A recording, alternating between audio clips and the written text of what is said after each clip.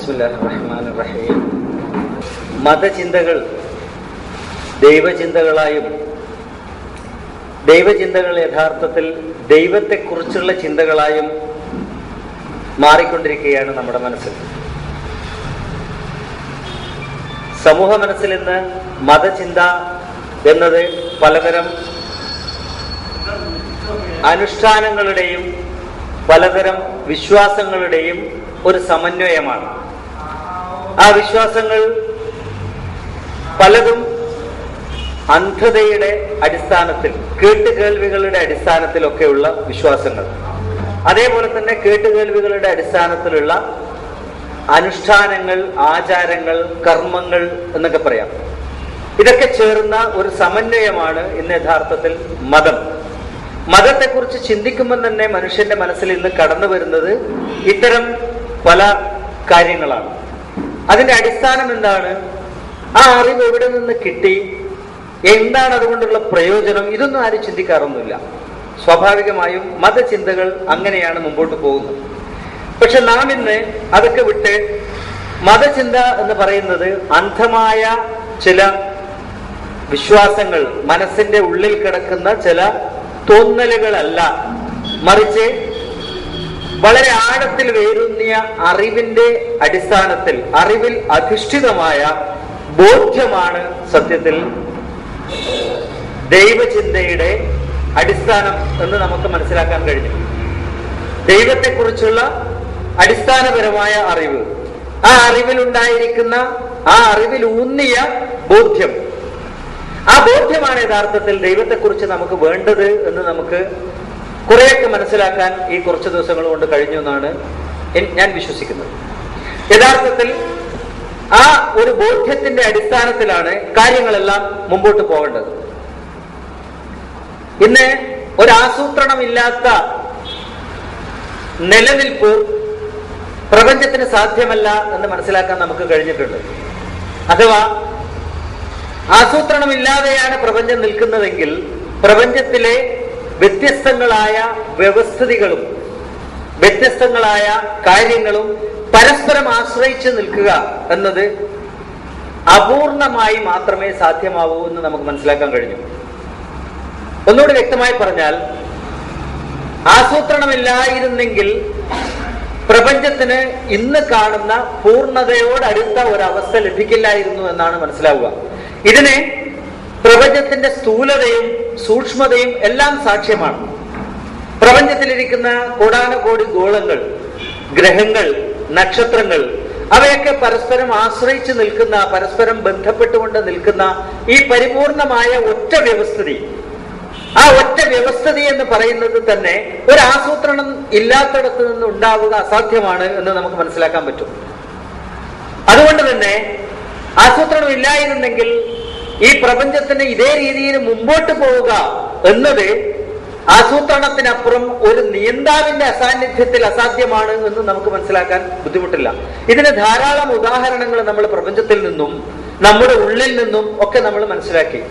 അതൊക്കെ നമ്മളെ കൊണ്ടു ചെന്ന് എത്തിക്കുന്നത് ഒരു കൃത്യമായ ആസൂത്രകൻ, കൃത്യമായ നിയന്താവ് ഇതിനുണ്ട് എന്നിടത്തേക്കാണ്. ഇംഗ്ലീഷിൽ ഒരു ചൊല്ലുണ്ട്, ഫ്രം നത്തിങ് കംസ് നത്തിങ്.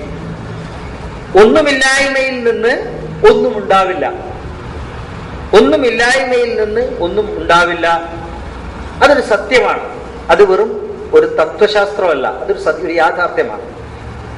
ഇതിന് ഒരു പക്ഷേ ഒരു എക്സംഷൻ ചിലപ്പം ഉണ്ടായി എന്ന് വരാം. എപ്പോഴും ഇതിന് എക്സംഷൻസ് ഉണ്ടാവുക എന്ന് പറയുന്നത് ഒരിക്കലും സാധ്യമല്ല എന്ന് നമുക്ക് മനസ്സിലാക്കാൻ കഴിഞ്ഞു. അങ്ങനെ വരുമ്പോ അത് വിരൽ ചൂണ്ടുന്നത് കാര്യകാരണ ബന്ധിതമായ ഈ സ്ഥൂല ലോകത്തിലും അതിനപ്പുറത്തുള്ള മനുഷ്യന്റെ ശരീരത്തിന്റെ അകത്തോളം കടന്നു ചെല്ലുന്ന സൂക്ഷ്മലോകത്തിനും കാര്യകാരണങ്ങൾക്ക് അതീതമായ ഒരു ശക്തി, ഒരു നിയന്താവ്, ഒരു സൃഷ്ടാവ്, ഒരു ആസൂത്രകൻ ഉണ്ടാവാം. കുറെ എണ്ണം ഉണ്ടാകാമോ ഇല്ലയോ എന്നൊരു ചിന്തയിലേക്ക് നമ്മൾ എത്തി. എന്തായാലും ഒരു ആസൂത്രകൻ, ഒരു നിയന്താവ് ഉണ്ടായേ പറ്റൂ. ഒന്നുമില്ലായ്മയിൽ നിന്ന് ഒന്നും ഉണ്ടാവില്ല എന്ന ചിന്ത നമ്മളെ കൊണ്ടെത്തിക്കുന്നത് കാര്യകാരണ ബന്ധങ്ങൾക്ക് വഴിപ്പെടുന്ന ഒരു പ്രപഞ്ചത്തിൽ എന്തെങ്കിലും ഒന്ന് സംഭവിക്കണമെങ്കിൽ, എന്തെങ്കിലും ഒന്ന് ഉണ്ടാവണമെങ്കിൽ അതിനൊരു കാരണം ഉണ്ടാവണം. അങ്ങനെ ഓരോന്നിന്റെയും കാരണങ്ങളെ പരിധി പോകുമ്പോൾ യാദൃശ്ചികത എന്ന ഒരു ന്യായത്തിൽ യഥാർത്ഥത്തിൽ യുക്തിയില്ലാത്ത ഒരു യുക്തിയിലേക്ക് നമ്മൾ കടന്നു ചെല്ലാൻ ശ്രമിച്ചാൽ സംഭവിക്കുക, പല ഘട്ടങ്ങളിലായി തനിയെ സംഭവിക്കുന്ന കാരണങ്ങളെ നമുക്ക് കണ്ടെത്തേണ്ടി വരുന്നു എന്ന് നമുക്ക് മനസ്സിലായി. പല ഘട്ടങ്ങളിൽ കണ്ടെത്തേണ്ടി വരുന്നു. എന്നാൽ ആ പല ഘട്ടങ്ങളിൽ സംഭവിക്കുന്നു എന്നതിന് പകരം ഒരേ ഒരു കാരണങ്ങൾക്കും കാര്യകാരണ ബന്ധങ്ങൾക്ക് അതീതമായ ഒരേ ഒരു കാരണത്തെ കണ്ടെത്തുക എന്ന് പറയുന്നതാണ് കൂടുതൽ യുക്തി എന്ന് നമുക്ക് മനസ്സിലാക്കാൻ കഴിയുന്നുണ്ട്.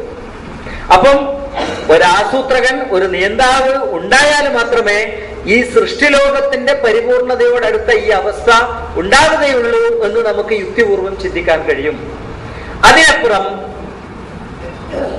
കുറച്ചും കൂടി വലിയൊരു ചിന്ത, ആ യുക്തിലോകത്തിന്റെ നിലനിൽപ്പ് തന്നെ പാരസ്പര്യത്തിലാണ് എന്നത് ഒരു സത്യമാണ്. ഓരോ വ്യവസ്ഥിതിയും മറ്റൊരു വ്യവസ്ഥിതിയെ ആശ്രയിച്ചാണ് നിലകൊള്ളുന്നത്. ഓരോ വ്യവസ്ഥിതിയും, പ്രപഞ്ചത്തെ മുഴുവൻ പരിശോധിച്ചാലും ഓരോ വ്യവസ്ഥിതിയും മറ്റൊരു വ്യവസ്ഥിതിയെ ആശ്രയിച്ചാണ് നിലകൊള്ളുന്നത്. മഴ, ഭൂമിയിൽ പ്രപഞ്ചത്തിലുള്ള പല വ്യവസ്ഥിതികളെ ആശ്രയിച്ചിട്ടാണ് മഴ നിലകൊള്ളുന്നത്. ഭൂമിയിലെ ഊഷ്മാവ്, ചൂട്, അങ്ങനെ ഓരോ കാര്യങ്ങളും, കടല്, എല്ലാ കാര്യങ്ങളും നിലകൊള്ളുന്നത് മറ്റ് പല വ്യവസ്ഥിതികളെയും ആശ്രയിച്ചുകൊണ്ടാണ്. ഇങ്ങനെ വരുമ്പോൾ സ്വാഭാവികമായ ഒരു ചിന്ത, ഈ വ്യവസ്ഥിതികളൊക്കെ പ്രത്യേകം ആസൂത്രകന്റേതാണെങ്കിൽ, അഥവാ വ്യത്യസ്തങ്ങളായ ആസൂത്രണ കേന്ദ്രത്തിൽ നിന്ന്, വ്യത്യസ്തമായ സ്രോതസ്സിൽ നിന്നാണ് ഇതൊക്കെ ഉണ്ടായിട്ടുള്ളതെങ്കിൽ ഇതിന് ഇത്രയും സൂക്ഷ്മമായും ഇത്രയും പരിപൂർണമായും ഇതിന് പരസ്പരം സഹകരിക്കാൻ കഴിയുമോ എന്ന ചിന്തയിലേക്ക് എത്തും. ഈ ഉദാഹരണവും നമുക്ക് പ്രപഞ്ചത്തിന്റെ ഏറ്റവും വിശാലമായ അർത്ഥത്തിൽ തുടങ്ങി മനുഷ്യ ശരീരത്തിന്, ജീവികളുടെ ശരീരത്തിനകത്തുള്ള അതിസൂക്ഷ്മമായ തലത്തിലേക്ക് വരെ എത്താം.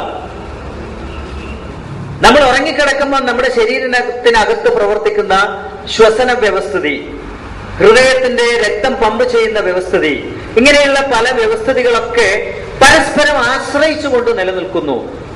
ശ്വസന വ്യവസ്ഥിതിയിലൂടെ ലഭിക്കുന്ന ഓക്സിജനെ ഉപയോഗപ്പെടുത്തുന്നു ഹൃദയം പമ്പ് ചെയ്യുന്ന രക്തം.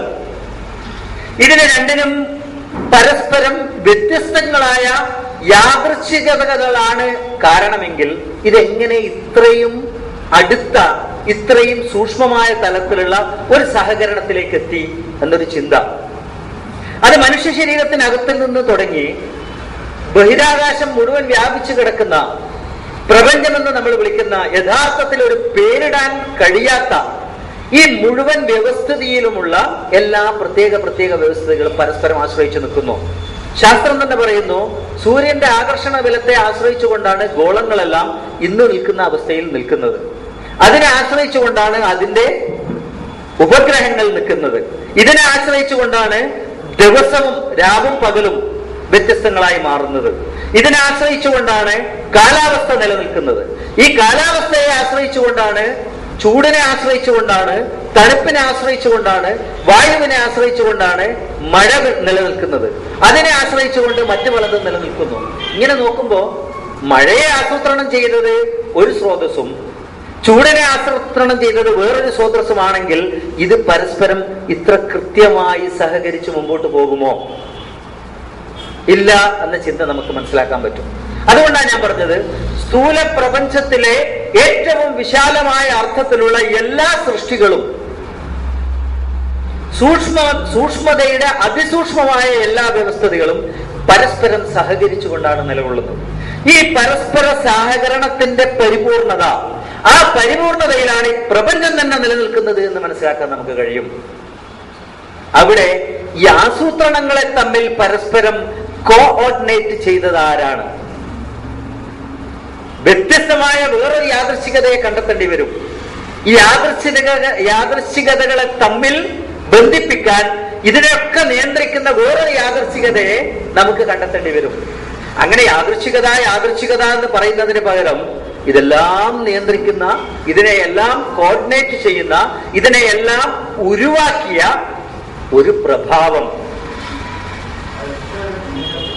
പരസ്പര പൂരകമായ ഈ വ്യവസ്ഥിതികളെ മുഴുവൻ ഉരുവാക്കിയ, അതിനെ മുന്നോട്ട് നയിക്കുന്ന, അതിനെ നിലനിർത്തുന്ന ഒരു പ്രഭാവം നിലനിൽക്കുന്നുവെന്ന് വിശ്വസിക്കുകയല്ലേ കൂടുതൽ യുക്തി?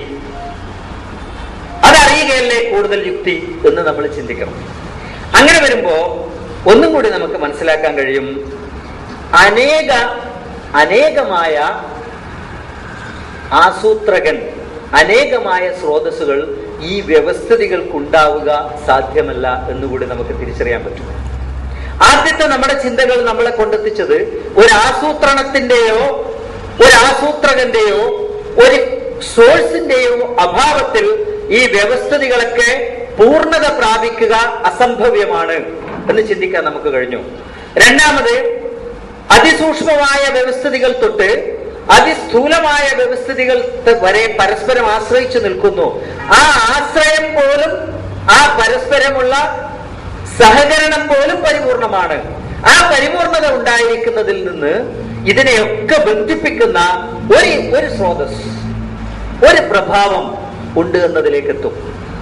എന്ന് വെച്ചാൽ ഇതിനെ നമുക്ക് ദൈവം എന്ന് വിളിക്കാം, ഈശ്വരൻ എന്ന് വിളിക്കാം. യുക്തിവാദികൾ അവസാനം പറഞ്ഞു വന്നാൽ പറയും ഇതാണ് പ്രപഞ്ചം. നമുക്ക് വേണമെന്ന് പറയാം ദൈവത്തെ യുക്തിവാദികൾ പ്രപഞ്ചം എന്ന് വിളിക്കുന്നു എന്നല്ലാതെ ഇങ്ങനെ ഒരു പ്രഭാവം ഇല്ല എന്ന് പറയാൻ യുക്തിവാദത്തിന് കഴിയുന്നില്ല. അങ്ങനെ ഒരു പ്രഭാവം ഉണ്ട്. ആ പ്രഭാവത്തിന് പ്രപഞ്ചശക്തി ആയിക്കോട്ടെ, ആ പ്രപഞ്ചശക്തിയാണ് ദൈവം. അവിടെ വരെ നമ്മൾ എത്തി. ഞാൻ വീണ്ടും ആവർത്തിക്കാൻ ഉദ്ദേശിക്കുന്നില്ല, ഇനിയും മുമ്പോട്ട് പോകണം.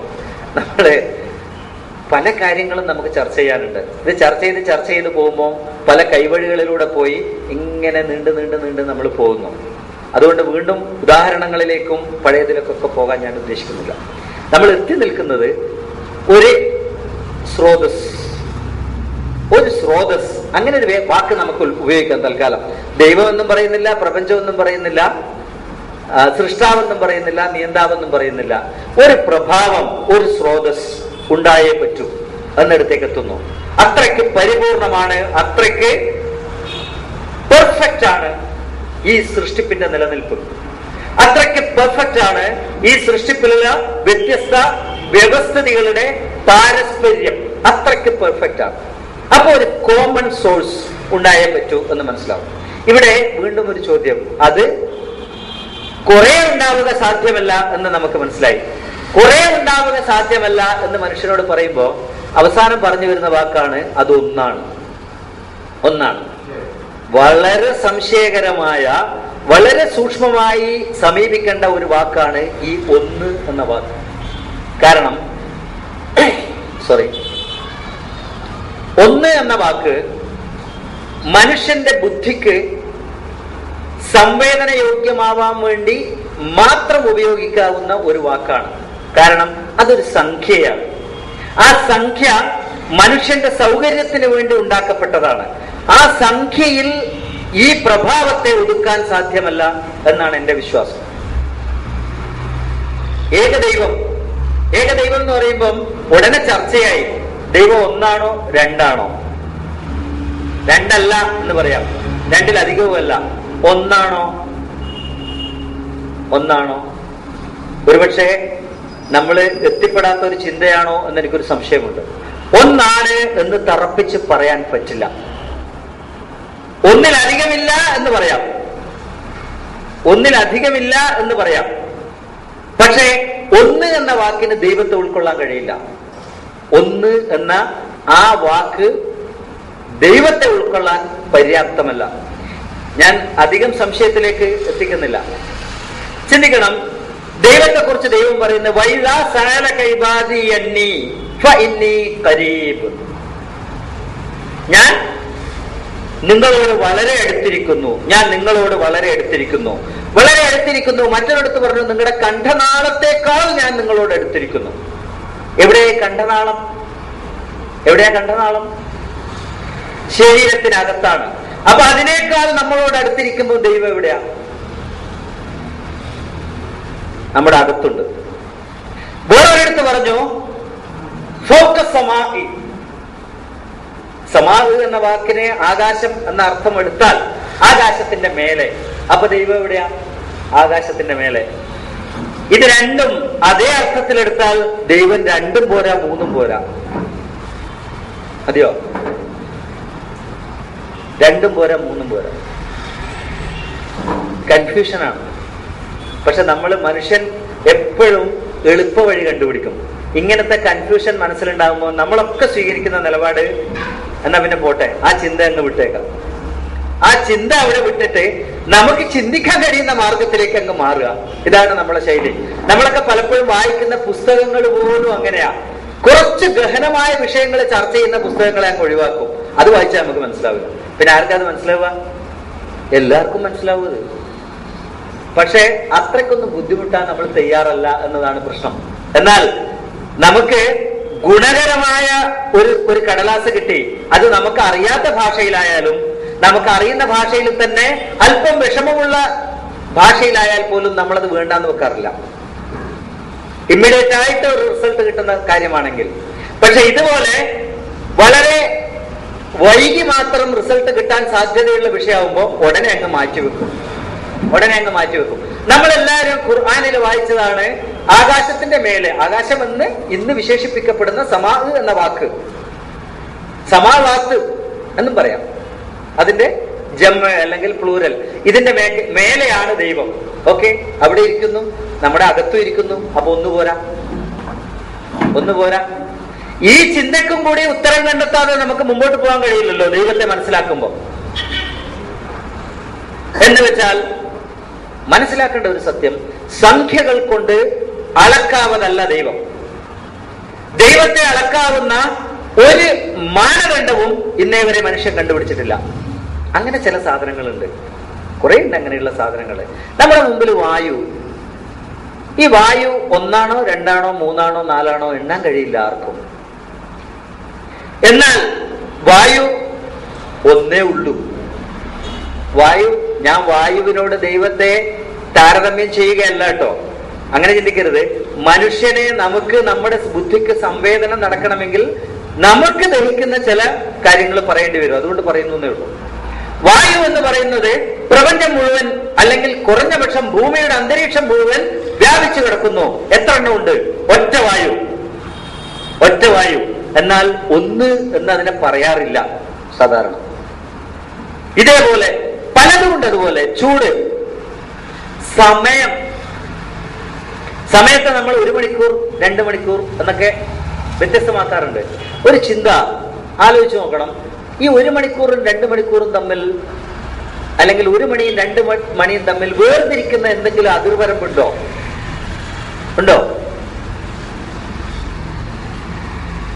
വ്യക്തമാവുന്നില്ലേ? അതിനെ വേർതിരിക്കുന്ന എന്തെങ്കിലും അതിർവരമ്പുണ്ടോ?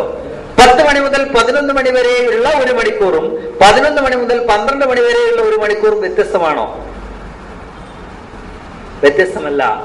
നമ്മുടെ സൗകര്യത്തിന് വേണ്ടി നമ്മൾ ഉണ്ടാക്കിയ ഒരു മാനദണ്ഡമാണത്. ഒരു മാനദണ്ഡമാണ്. 1 മണിക്കൂർ എന്ന് പറയുന്നത് ഒരേ കാര്യത്തിന് വേണ്ടി ഒരാൾ 11 മണി മുതൽ 12 മണി വരെയുള്ള 1 മണിക്കൂർ ചെലവഴിച്ചു.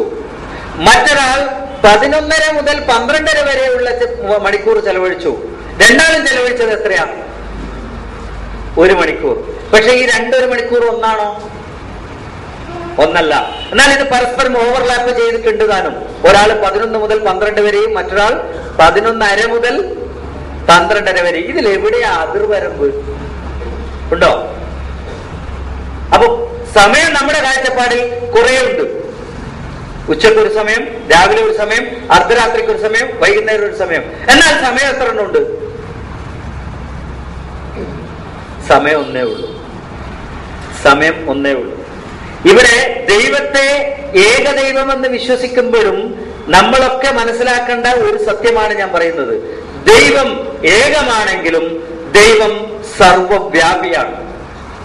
സർവവ്യാപിയായ ഒരു പ്രഭാവം, അതിനെ ഒരു രൂപം അല്ലെങ്കിൽ അതിനെ ഒരു പ്രത്യേകമായ അവസ്ഥ വിഭാവനം ചെയ്യാൻ പോലും സാധ്യമല്ല. ഇവിടെ മനുഷ്യൻ ഏകദൈവം എന്ന് പറഞ്ഞ് കുടുങ്ങിപ്പോയിട്ടുണ്ട് പലരും. ഏകദൈവം, ആ ദൈവത്തിന്റെ അവസ്ഥ എന്താ? ആകാശത്തിന്റെ മേലെ സിംഹാസനത്തിൽ ഇരിക്കുന്നു. സിംഹാസനത്തിൽ ഉപവിഷ്ടനായ ദൈവം. ആ അങ്ങനെ ദൈവത്തെ ഏകനാക്കി മാറ്റുമ്പോഴുള്ള പ്രശ്നം, ഒന്നാമത് നമ്മളിൽ നിന്ന് വിഭിന്നനായി വേറെവിടെയോ ഇരിക്കുന്ന ഒരു ദൈവം, നമ്മളിൽ നിന്ന് ദൂരെ ഇരിക്കുന്ന ഒരു ദൈവം, ആ ദൈവത്തെ സമീപിക്കാൻ പോലും നമുക്ക് പ്രത്യേകമായ മാർഗങ്ങൾ കണ്ടെത്തേണ്ടി വരും. ഇവിടെ മനുഷ്യരിൽ പലരും ആ മാർഗങ്ങളായി സ്വയം ചമഞ്ഞ് മതത്തിന്റെ പേരിൽ മുതലെടുക്കാൻ ശ്രമിക്കും. അതിനുവേണ്ടി തന്നെയാണ് ഈ വ്യാഖ്യാനം ഉണ്ടാക്കിയിരിക്കുന്നത് എന്ന് നമുക്ക് മനസ്സിലാക്കാൻ പറ്റും. രണ്ടാമത്തെ കാര്യം, ആ ദൈവത്തിന് ഞാനിപ്പോ പറഞ്ഞ സമയത്തിന്റെ അകത്ത് ജീവിക്കാനേ കഴിയൂ. ഏകം, ഒന്ന് എന്ന വാക്കിന്റെ അകത്ത് ദൈവത്തെ ഒതുക്കിയാൽ സമയത്തിന്റെ അകത്ത് ഒതുങ്ങാനേ ദൈവത്തിന് കഴിയൂ. അപ്പോഴാണ് ദൈവം 12 മണിക്ക് ഇറങ്ങേണ്ടി വരുന്നത്. അപ്പോഴാണ് ദൈവത്തിന് 7ാമത്തെ ആകാശത്തു നിന്ന് 1ാമത്തെ ആകാശത്തിലേക്ക് ഇറങ്ങേണ്ടി വരുന്നത്. എന്നാൽ യഥാർത്ഥ ദൈവത്തിന് കാലം പോലും ബാധകമല്ല. കാരണം ഈ കാലം ദൈവത്തിന്റെ സൃഷ്ടിയാണ്. ഒരു സൃഷ്ടാവും സൃഷ്ടിയുടെ അകത്ത് ഒതുങ്ങില്ല. കാലത്തിന്റെ അകത്ത് ദൈവം ഒതുങ്ങില്ല. കാലത്തിന് അതീതനാണ് ദൈവം. കാലത്തിന് അതീതനാണ് ദൈവം. ചിന്തിച്ചു നോക്കണം. അല്പം ഗഹനമായ വിഷയമാണ്, അല്പം ബുദ്ധിമുട്ടുള്ള വിഷയമാണ്. ഇന്ന് നമ്മൾ കാലം എന്ന് പറയുന്നത് യഥാർത്ഥത്തിൽ ഒരു സൃഷ്ടിയാണ്. ഒരു സൃഷ്ടിയാണ്. ആ സൃഷ്ടിയെ ഉണ്ടാക്കിയതാരാ? ആ സൃഷ്ടിയെ ഉണ്ടാക്കിയ ദൈവം ഈ സൃഷ്ടി ഉണ്ടാക്കുന്നതിന് മുമ്പ് കാലമില്ലാത്ത കാലത്തും ആരുണ്ട്? ദൈവമുണ്ട്. പക്ഷെ 12 മണിക്ക് ഇറങ്ങി വരുന്ന ദൈവത്തിന് കാലമില്ലാത്ത കാലത്ത് നിലനിൽപ്പില്ല. മനസ്സിലാവുന്നുണ്ടോ ഞാൻ പറയുന്നത്? കാലമില്ലാത്ത കാലത്ത് 12 മണിക്ക് ഇറങ്ങി വരുന്ന ദൈവത്തിന് നിലനിൽപ്പുണ്ടാവില്ല. ഉണ്ടാവുമോ? അപ്പൊ കാലം ആദ്യം ആരംഭിക്കണം, പിന്നെ ദൈവം ഉണ്ടാകണം. ശരിയല്ലേ? ദൈവം ഏകം എന്ന് പറയുമ്പോ കുടുങ്ങുന്നതാ. ഏകം എന്ന് പറയുമ്പോ ആ ഏകത്വത്തെ ഇത് ചർച്ച ചെയ്ത് എങ്ങോട്ടാ കൊണ്ടുപോകാന്നറിയോ പലരും?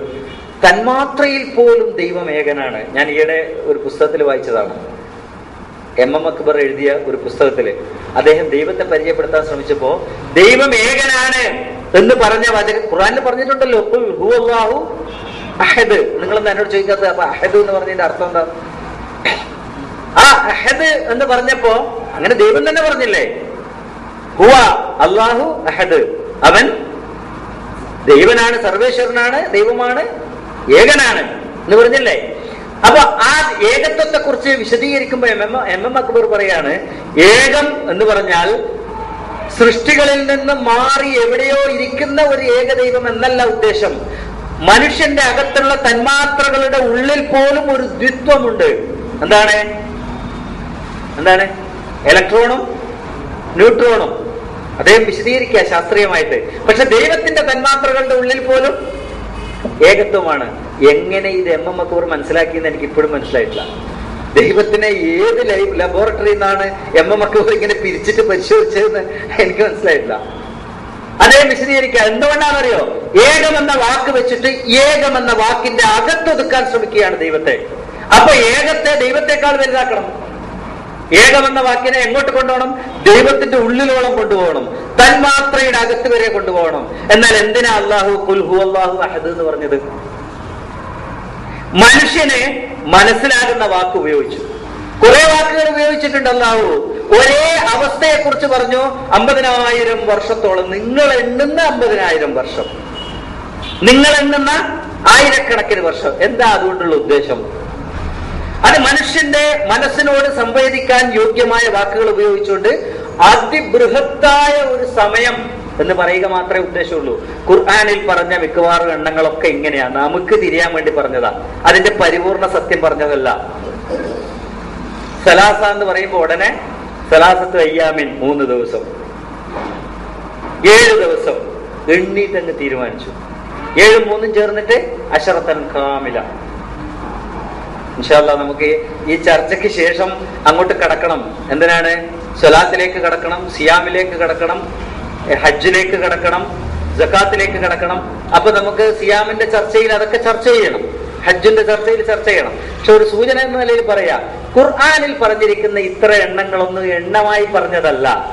മനുഷ്യന്റെ മനസ്സിൽ നമ്മൾ തന്നെ സാധാരണ പറയാറുണ്ട്. ചില ആള് മിക്കവാറും പിന്നെ നേതാക്കന്മാരൊക്കെ ചിലപ്പോഴൊക്കെ കയറി നിന്നിട്ട് പറയും, ഞാൻ 2 വാക്ക് പറഞ്ഞിട്ട് അവസാനിപ്പിച്ചോളാം. ഈ 2 വാക്ക് എന്ന് പറഞ്ഞാൽ പറയുമ്പം തന്നെ 3 വാക്കായി. കേൾക്കുന്നവർക്കൊക്കെ അറിയാം എന്തായി പറഞ്ഞതിന്റെ അർത്ഥം. കുറച്ച് എന്നാണ് ഉദ്ദേശം. ഇത് ദൈവം പറയുമ്പം കൃത്യം 2 പിടിച്ചു, കൃത്യം 2 പിടിച്ചു അല്ലേ? സാധാരണ മലയാളികള് പറയാറുണ്ട് 70,000 എന്ന് വെച്ചാൽ എന്താ, വളരെ വലുത് എന്ന അർത്ഥത്തിൽ നമ്മളെന്നെ പ്രയോഗിക്കുന്ന. ഇത് പടച്ചവൻ പറഞ്ഞപ്പോ ഒന്നും ചെയ്തിട്ട് 70,000 കാത്തിരിക്കുക. ഒന്ന് ചെയ്തിട്ട് ഈ ദൈവം പലിശ വാങ്ങാറുണ്ട്, കേട്ടിട്ടുണ്ടോ? ഇവരുടെ വിശ്വാസപ്രകാരം ചിന്തിച്ചിട്ടുണ്ടോ?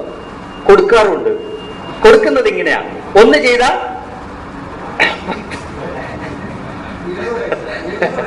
അത് 10 ചിലപ്പോ 70 70,000 ഇങ്ങോട്ട് വാങ്ങൽ എങ്ങനെയാണെന്നറിയോ? ഈ വർഷത്തെ നോമ്പ് അടുത്ത നോമ്പിന് മുമ്പ് വീട്ടണമെങ്കിൽ 1, അത് കഴിഞ്ഞാലോ? പഠിച്ചിട്ടില്ലേ നിങ്ങളത്? അത് കഴിഞ്ഞാൽ പിന്നെ ഖളാ വീട്ടണമെങ്കിൽ 2 വീട്ടണം, വേണ്ടേ? അപ്പൊ 1 കൊല്ലം കഴിഞ്ഞിട്ട് തിരിച്ചു കൊടുക്കുമ്പോ പലിശയായില്ലേ അത്? എങ്ങനെ ഈ നിയമം എന്ന് പറഞ്ഞ് പഠിപ്പിക്കുന്നതാ. തിരിച്ചു കൊടുക്കുമ്പോ 2. ഞാൻ ദൈവം പലിശ വാങ്ങാറുണ്ടെന്ന് പറഞ്ഞിട്ട് ഇത് നാളെ പറയുമ്പോ ഇയാള് ദൈവം പലിശ വാങ്ങാറുണ്ടെന്ന് പറഞ്ഞെന്ന് പറയരുത്. ഞാൻ പറഞ്ഞത് ഇവര് പ്രചരിപ്പിക്കുന്ന ദൈവത്തെക്കുറിച്ചുള്ള അന്ധമായ വിശ്വാസം, ആ അന്ധമായ വിഗ്രഹം പലിശ വാങ്ങാറുണ്ട്, കൊടുക്കാറുണ്ട്. ഈ കണക്കിന് കൂട്ടിയാൽ എന്നാൽ 1-ന് 10 എന്ന് ദൈവം പറഞ്ഞതിനെ 1-ന് 10 കാണേണ്ടത്. നിങ്ങളുടെ എല്ലാ നന്മകളും ഭൂമിയിൽ പ്രപഞ്ചത്തിൽ തഴച്ചു വളരും, വലിയ ഫലങ്ങളുണ്ടാക്കും. ഒരു ചക്കക്കുരു നട്ടാൽ നാളെ അത് മുളച്ചിട്ട് പ്ലാവുണ്ടാവും. അതിൽ നിന്ന് എത്ര ചക്കക്കുരു കിട്ടും? ഇതാ ദൈവം പറഞ്ഞത്.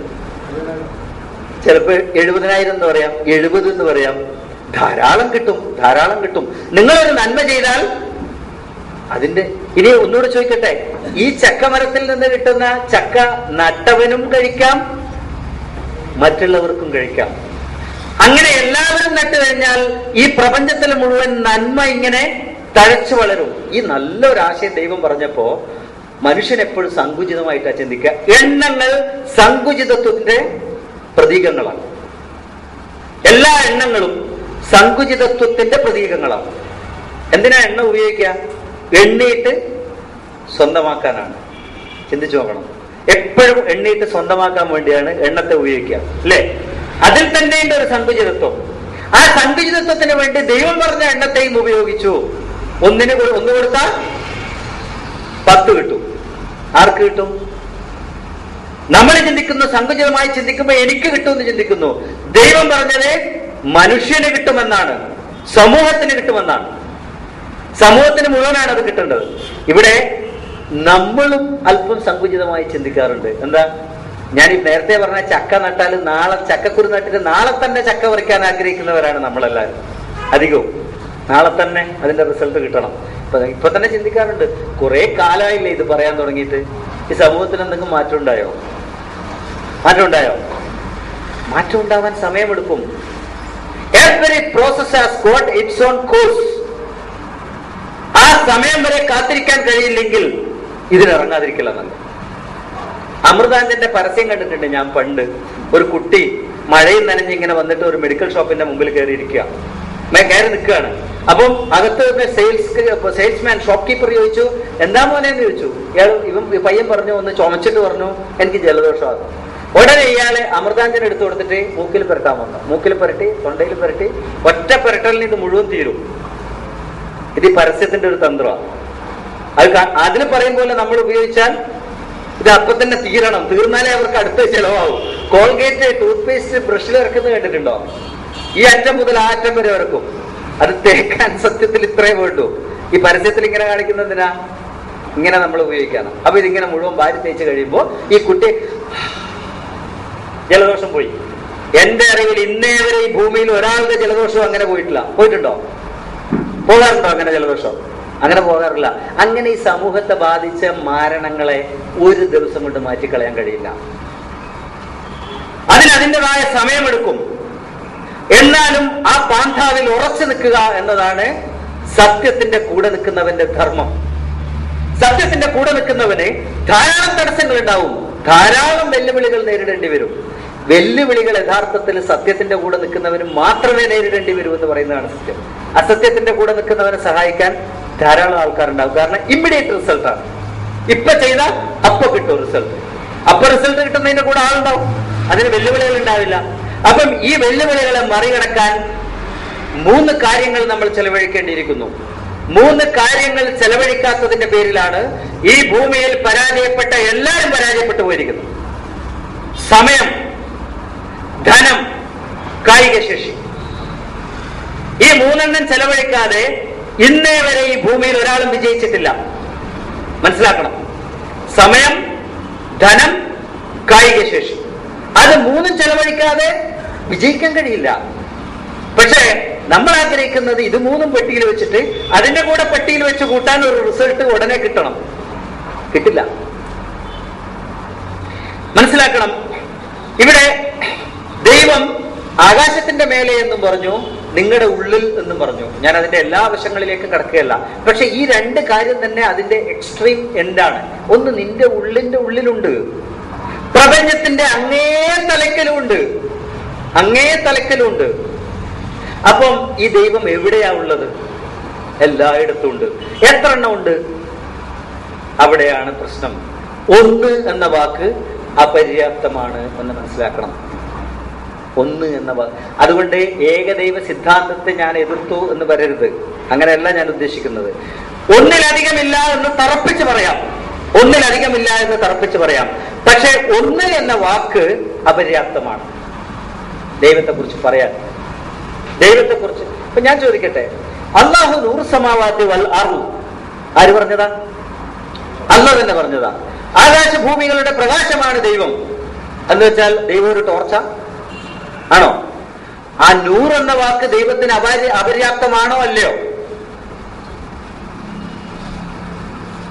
ചിന്തിക്കണം. 100 എന്ന വാക്ക് ദൈവത്തെ വിശദീകരിക്കാൻ മതിയോ? പോരാ. എന്നിട്ടും ദൈവം ആ വാക്ക് ഉപയോഗിച്ചതെന്തിനാ? മനുഷ്യന് മനസ്സിലാവാൻ വേണ്ടി. അതുപോലെ ഉപയോഗിച്ച വാക്കാണ് ഹുവല്ലാഹു അഹദ് എന്ന വാക്ക്. ഹുവല്ലാഹു അഹദ്. മനുഷ്യന്റെ ബുദ്ധി പരിമിതമായ ബുദ്ധി എന്ന് മനസ്സിലാക്കണം. മനുഷ്യന്റെ ചിന്ത എന്താണെന്നറിയോ? എല്ലാത്തിനെയും മറികടക്കാൻ പറ്റിയ ബുദ്ധി നമ്മളെ തലയിലുണ്ടെന്നാണ്. എന്നാൽ മനുഷ്യനെ തന്നെ മനസ്സിലാക്കാനുള്ള ബുദ്ധി മനുഷ്യനില്ല എന്നതാണ് സത്യം. അതുപോലും മനുഷ്യൻ ഇപ്പോഴും പൂർണ്ണമായിട്ട് മനസ്സിലായിട്ടില്ല. അതിനെന്താ തെളിവ്? തെളിവില്ലാതെ എന്തെങ്കിലും പറഞ്ഞിട്ട് കാര്യമുണ്ടോ? അതിന് തെളിവെന്താ? ഓരോ ദിവസവും മനുഷ്യനെ കുറിച്ചുള്ള പുതിയ പുതിയ അറിവ് വന്നുകൊണ്ടിരിക്കുക. ഇന്നലെ ഞാൻ പറഞ്ഞു മനുഷ്യനെ കുറിച്ച് എല്ലാം മനസ്സിലാക്കി എന്ന്. അപ്പൊ ഇന്നത്തെ പുതിയ അറിവോ അതെവിടുന്ന് വന്നു? അതിന്റെ അർത്ഥം എന്താ? ഇന്നലത്തെ അറിവ് അപൂർണമായിരുന്നു എന്നാണ്. ഇന്നത്തെ അറിവും അപൂർണമാണെന്ന് നാളെ തെളിയും. ഈ മനുഷ്യനെ പോലും പൂർണ്ണമായി മനസ്സിലാക്കാൻ കഴിയാത്ത ഈ കൊച്ചു ബുദ്ധിയും വെച്ചിട്ടാണ് മനുഷ്യൻ പറയുന്നത് എല്ലാം മനസ്സിലാക്കി. എന്നാൽ ഈ ബുദ്ധിക്ക് ഇത്രേ മനസ്സിലാക്കാൻ കഴിയുമെന്ന് ആർക്കറിയാം? സ്രോതസ്സിനറിയാം.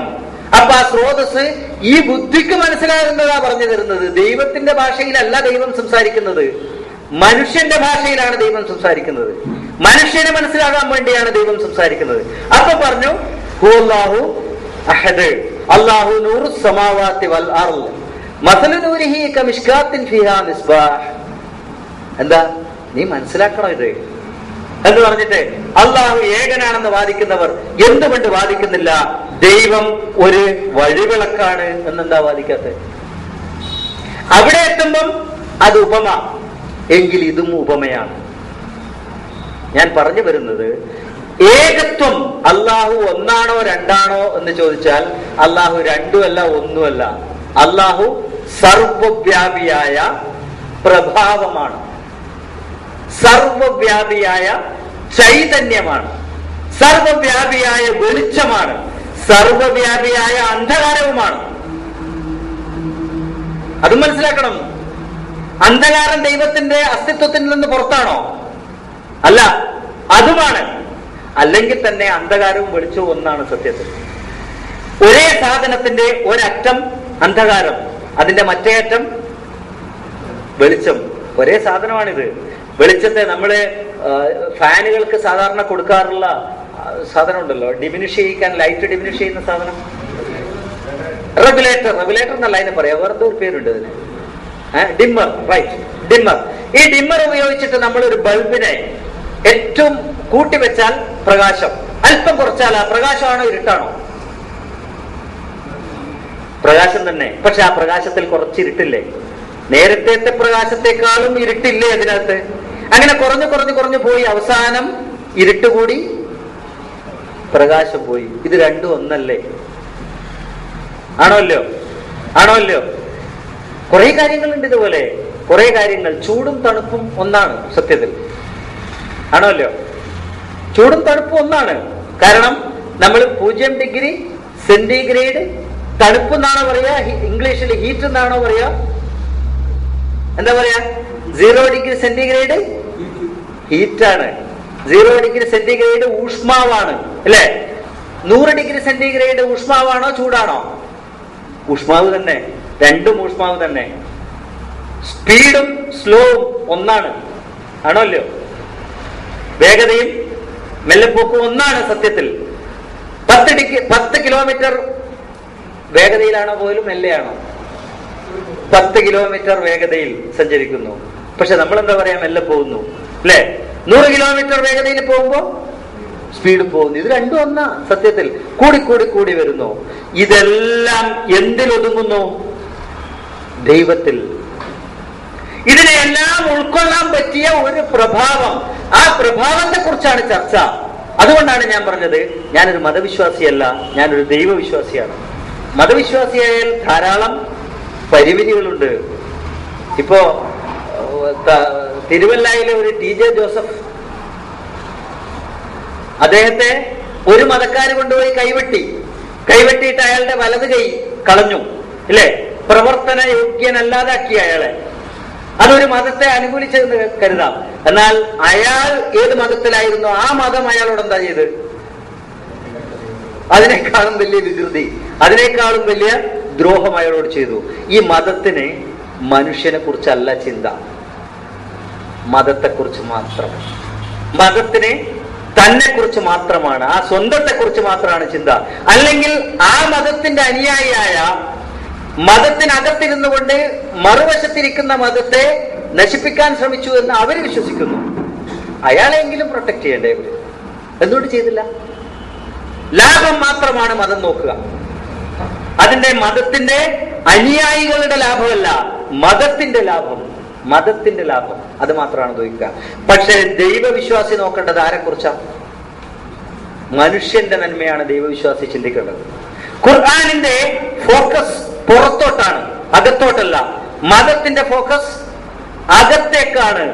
എനിക്കെന്ത് കിട്ടും, ഇതാണ് മതത്തിന്റെ ചിന്ത. ഖുർആനിന്റെ ചിന്ത എന്താ? എനിക്കെന്ത് കൊടുക്കാൻ കഴിയും, ഇതാണ് ഖുർആനിന്റെ ചിന്ത. അതുകൊണ്ടാണ് ഞാൻ പറഞ്ഞത് ദൈവത്തിലാണ് വിശ്വസിക്കേണ്ടത്. ഇവിടെ യഥാർത്ഥത്തിൽ ദൈവത്തെ മനുഷ്യന്റെ ഉള്ളിലുമുണ്ട് മേലെയുമുണ്ട് എന്ന് പറഞ്ഞതിലൂടെ ദൈവം ഇരിക്കുന്ന സ്ഥലം പരിചയപ്പെടുത്തലാണോ ഉദ്ദേശം? ആണോ? അല്ല. അതുപോലെ തന്നെ ഏകനാണ് എന്ന് പറഞ്ഞതിലെ ദൈവത്തിന്റെ എണ്ണം പരിചയപ്പെടുത്തലുമല്ല ഉദ്ദേശം. ദൈവത്തിന് മറ്റൊരാശ്രയം ആവശ്യമില്ല എന്നാണ് പറഞ്ഞതിന്റെ അർത്ഥം. അത് ഖുൽ ഹുവല്ലാഹു അഹദ് എന്ന് പറഞ്ഞതിന്റെ ഉടനെ പറഞ്ഞു എന്താണ്? അല്ലാഹു സമദ്. അത് പറയാനുള്ള ഒരു അടിസ്ഥാന വാചകം മനുഷ്യന്റെ ഭാഷയിൽ ദൈവം പറയുകയാണ് അഹദ്.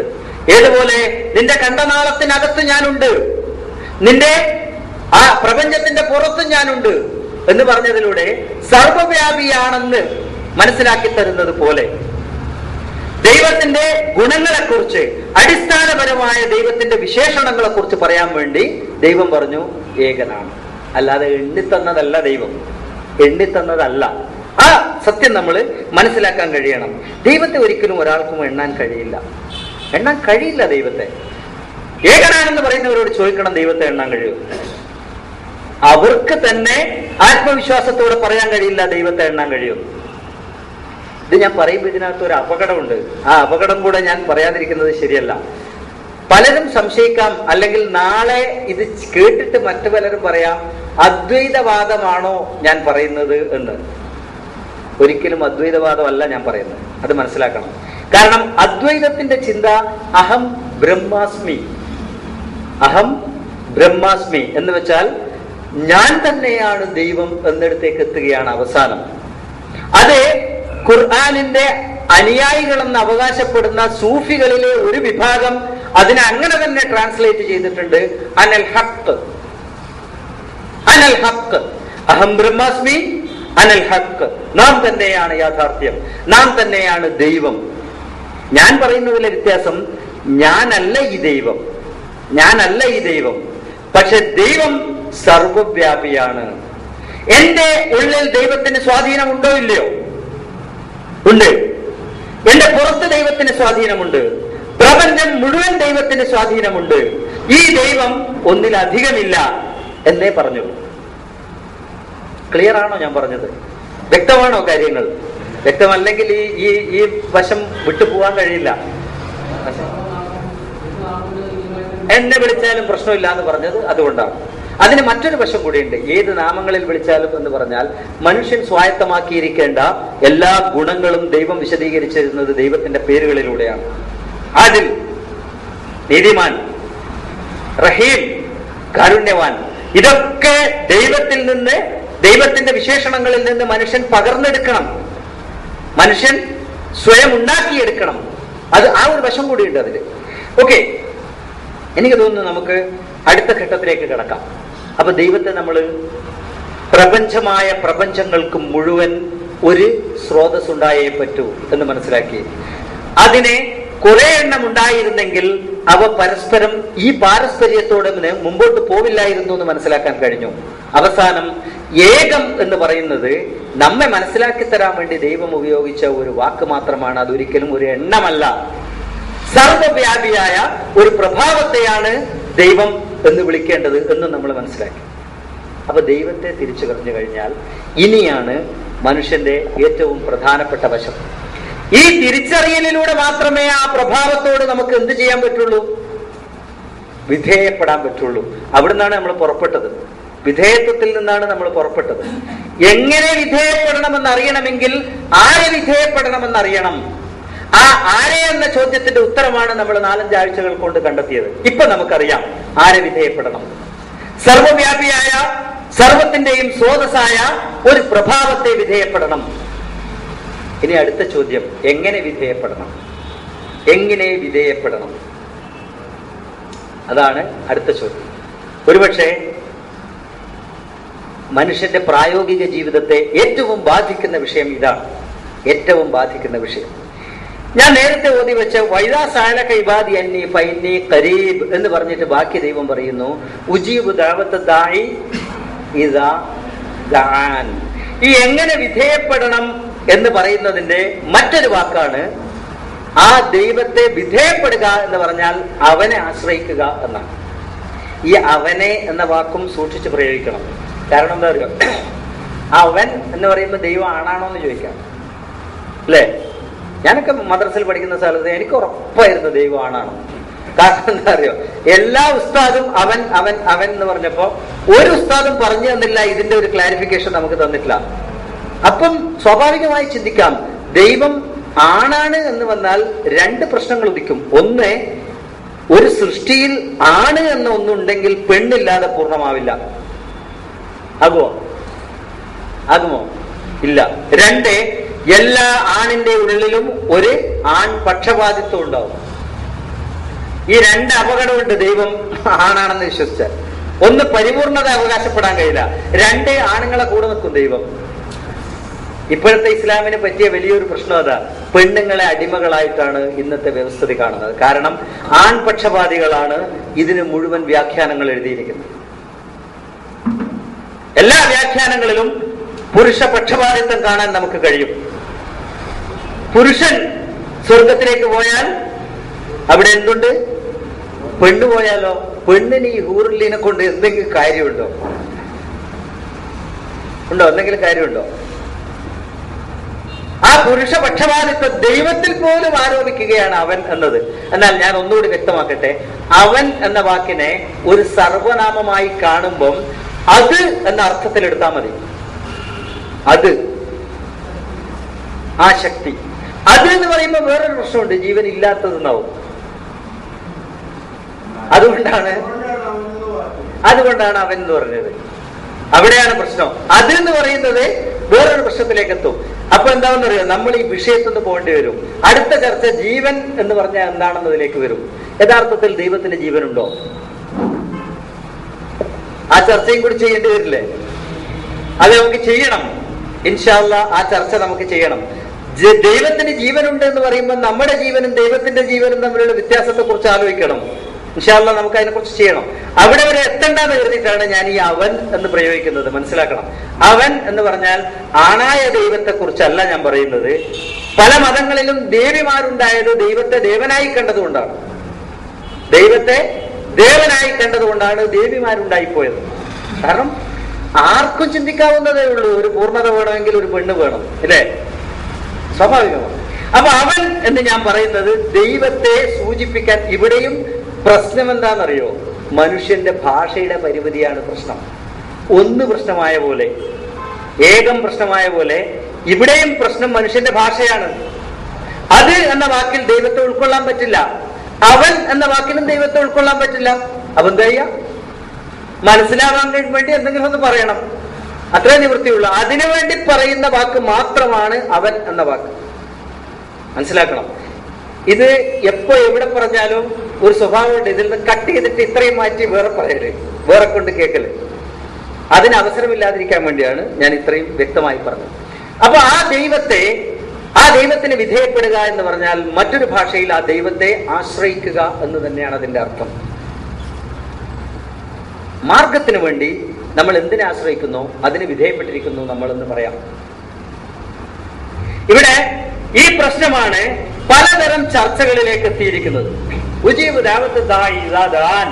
നിങ്ങൾ എന്നോട് ചോദിക്കൂ, ചോദിക്കുന്നവൻ എന്നോട് ചോദിച്ചാൽ ഞാൻ ഉത്തരം നൽകാം എന്നല്ലേ ദൈവം പറഞ്ഞത്? ഞാൻ ഉത്തരം നൽകാം എന്നല്ലേ ദൈവം പറഞ്ഞത്? അപ്പൊ ഞാൻ ആദ്യത്തെ ചർച്ച എന്നോട് മാത്രമല്ലേ ചോദിക്കാൻ പാടുള്ളൂ. അതല്ലാതെ ചോദിക്കുന്നതൊക്കെ ശിർക്കാണ്. അതല്ലാതെ ചോദിക്കും. അപ്പൊ ചർച്ചയായി. എന്താ ചർച്ച? മാതാവിനെ ഒരു ഗ്ലാസ് വെള്ളത്തിന് വേണ്ടി വിളിക്കുന്നത് ശിർക്കാവോ? അമ്മേ അല്ലെങ്കിൽ ഉമ്മേ, ഇല്ലേ? സ്റ്റേജിലൊക്കെ നമുക്ക് കേൾക്കുന്ന ചർച്ചയാണ്. സത്യത്തിൽ ചിരി വരും. ദൈവത്തെ ആശ്രയിക്കുന്നതും അമ്മയെ ആശ്രയിക്കുന്നതും. വേറൊരാൾ പറഞ്ഞ ഉദാഹരണം, ഒരു രോഗം വന്നു, ആ രോഗം മാറാൻ വേണ്ടി ഡോക്ടറെ അടുത്തേക്ക് പോയാൽ ശിർക്കാവോ? ഒരു ചോദ്യം. ചർച്ചയാണ്, വലിയ മൈക്കും കെട്ടിയിട്ടുള്ള ചർച്ച, വലിയ ചർച്ച. ഇങ്ങനത്തെ ചർച്ച സത്യത്തിൽ അനാവശ്യമായ ചർച്ചയാണ്, അനർത്ഥമുണ്ടാക്കുന്ന ചർച്ചയാണ് ആ ചർച്ച. കാരണം ദൈവത്തെ വിളിക്കുക എന്ന് പറഞ്ഞാൽ എന്താണ് ആ വിളി എന്ന് ആദ്യം മനസ്സിലാക്കണം. എന്താണ് ആ വിളി എന്ന് മനസ്സിലാക്കണം. ദൈവം, എന്നോട് ഒരു സുഹൃത്ത് പറഞ്ഞു, ഇങ്ങനൊരു ദൈവം ഉണ്ടായിട്ട് നമുക്ക് എന്താ കാര്യം എന്ന് ചോദിച്ചു. ഇങ്ങനെ ഒരു ദൈവം ഉണ്ടായിട്ട് മനുഷ്യൻ എന്താണ് കാര്യം? നല്ല ചോദ്യമല്ലേ? ചോദിക്കേണ്ട ചോദ്യം തന്നെയാണ്. എന്താ കാര്യം? ആദ്യം ചിന്തിക്കേണ്ടത് ഈ ചോദ്യം എന്തുകൊണ്ടുണ്ടായി എന്നുള്ളതാണ്. ചോദ്യം മനുഷ്യന്റെ സ്വാർത്ഥതയിൽ നിന്നുണ്ടാകുന്നതാണ്. മനുഷ്യൻ ചിന്തിക്കുന്നത് എന്തുണ്ടായാലും എനിക്കെന്താ കാര്യം എന്നാണ്. എന്തുണ്ടായാലും എനിക്കെന്താ കാര്യം എന്നാ ചിന്തിക്കുന്നത്. ആദ്യത്തെ ചിന്ത ദൈവം ഉണ്ടാവട്ടെ ഇല്ലാതിരിക്കട്ടെ, എനിക്ക് പ്രശ്നമൊന്നുമില്ല, എനിക്കെന്താ കാര്യം. പണ്ട് പറഞ്ഞില്ലേ, മണ്ണിന്റെ പൂച്ചയോ മരത്തിന്റെ പൂച്ചയോ, എലിയെ പിടിക്കണം, ഗുണം കിട്ടണം, അത് മാത്രമാണ് മനുഷ്യന്റെ ചിന്ത. മനുഷ്യന് ഗുണം കിട്ടണം. പക്ഷെ ദൈവം വാഗ്ദാനം ചെയ്യുന്ന ഗുണം എന്താ ദൈവം വാഗ്ദാനം ചെയ്തിരിക്കുന്ന ഗുണം? ദൈവം ആരോടെങ്കിലും എന്തെങ്കിലും ഉൽപ്പന്നം നിങ്ങൾക്ക് ഞാൻ തരാം എന്ന് പറഞ്ഞിട്ടുണ്ടോ? എന്തെങ്കിലും ഒരു ഉൽപ്പന്നം നിങ്ങൾക്ക് നിങ്ങൾ ചോദിക്കൂ, ഞാൻ തരാം എന്ന് പറഞ്ഞിട്ടുണ്ടോ? ദൈവം ഒരാളോടും നിങ്ങൾക്ക് ആവശ്യമായ പ്രൊഡക്റ്റ് തരാം എന്ന് വാക്ക് പറഞ്ഞിട്ടില്ല. നിങ്ങൾ ദാഹിക്കുമ്പോൾ ചോദിച്ചാൽ നിങ്ങൾക്ക് വെള്ളം തരാം എന്ന് ദൈവം പറഞ്ഞിട്ടുണ്ടോ? ഉണ്ടോ? ഖുർആൻ മുഴുവൻ പരിശോധിച്ച് നോക്കണം. ഖുർആൻ മാത്രമല്ല, ഭഗവത്ഗീത, ബൈബിൾ, അതിന്റെ തൽമൂദ്, അതിന്റെയൊക്കെ ദൈവിക വചനങ്ങളെന്ന് തോന്നാവുന്ന വശങ്ങൾ മുഴുവൻ പരിശോധിച്ചാലും ഒരു ഉൽപ്പന്നം നാം തരാമെന്ന് ദൈവം പറഞ്ഞിട്ടില്ല. പക്ഷെ ദൈവം പറയുന്നത് മറ്റൊന്നാ. മാർഗം പറഞ്ഞു തരാം, മാർഗദർശനം. ദാലിക്കൽ കിതാബു ലാ റൈബ ഫീഹി ഹുദൻ. ഹുദൻ. ദൈവം കാലൊടിഞ്ഞു കിടക്കുന്നവനെ എടുത്തിട്ട് ആസ്പത്രി കൊണ്ടുപോലല്ല ദൈവം ചെയ്യുന്നത്. പകരം ദൈവം ഈ ഒടിഞ്ഞു കിടക്കുന്നവനോട് പറയുന്നു, നീ ആസ്പത്രിയിൽ പോയാലാണ് രക്ഷപ്പെടുക, അത് പറഞ്ഞു തരും. വഴിയെ നടക്കുന്നവരോട് പറയുന്നു, നീ മനുഷ്യനാവണമെങ്കിൽ ഇവനെ എടുത്ത് ആസ്പത്രി കൊണ്ടുപോകണം. ഇതാണ് ദൈവം കൊടുക്കുക, അല്ലേ? ദൈവം കൊടുക്കുന്നത് ഇതാ. ഒരാൾ എന്നോട് ചോദിച്ചു, ഒരു സ്രോതസ് ഉണ്ടായാൽ ആ സ്രോതസ് കോമൺ ആയാൽ, ഏകം എന്ന് പറയുന്നതിനേക്കാളും നല്ല വാക്ക് പൊതു എന്ന് പറയുന്നു. കുറെ പരിധിയിട്ടാകുമ്പോൾ ചിലപ്പോൾ കിട്ടും ഒരു വാക്ക്. അങ്ങനെ പൊതുവായ ഒരു ദൈവം, പൊതുവായ ദൈവം, പൊതു ദൈവം, പൂർണ്ണമല്ല ആ വാക്കും, എന്നാലും പോട്ടെ പറയാം. അങ്ങനെ പൊതു ദൈവമാണെങ്കിൽ സോമാലിയയിൽ വെള്ളമില്ല, ഫലസ്തീനിൽ ഇഷ്ടം പോലെ വെള്ളം. എങ്ങനെ സംഭവിച്ചു? ഇംബാലൻസ്ഡ് അല്ലേ എന്നാണ് ചോദ്യം. ന്യായമായ ചോദ്യമായിട്ട് തോന്നും. ചോദിച്ച ആൾക്ക് പൂർണ്ണ ബോധ്യമുണ്ട് ന്യായമാണ്.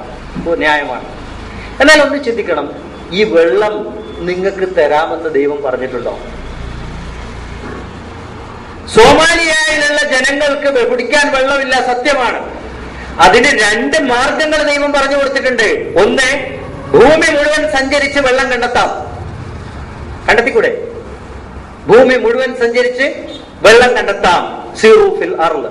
2, വെള്ളം, ഞാനിവിടെ വെള്ളം എന്ന് പറയുന്നത് ജീവിതത്തിന് ആവശ്യമായ ഉപകരണങ്ങളെ കുറിച്ചാണ്. വെള്ളം ഒരു പ്രതീകം മാത്രം.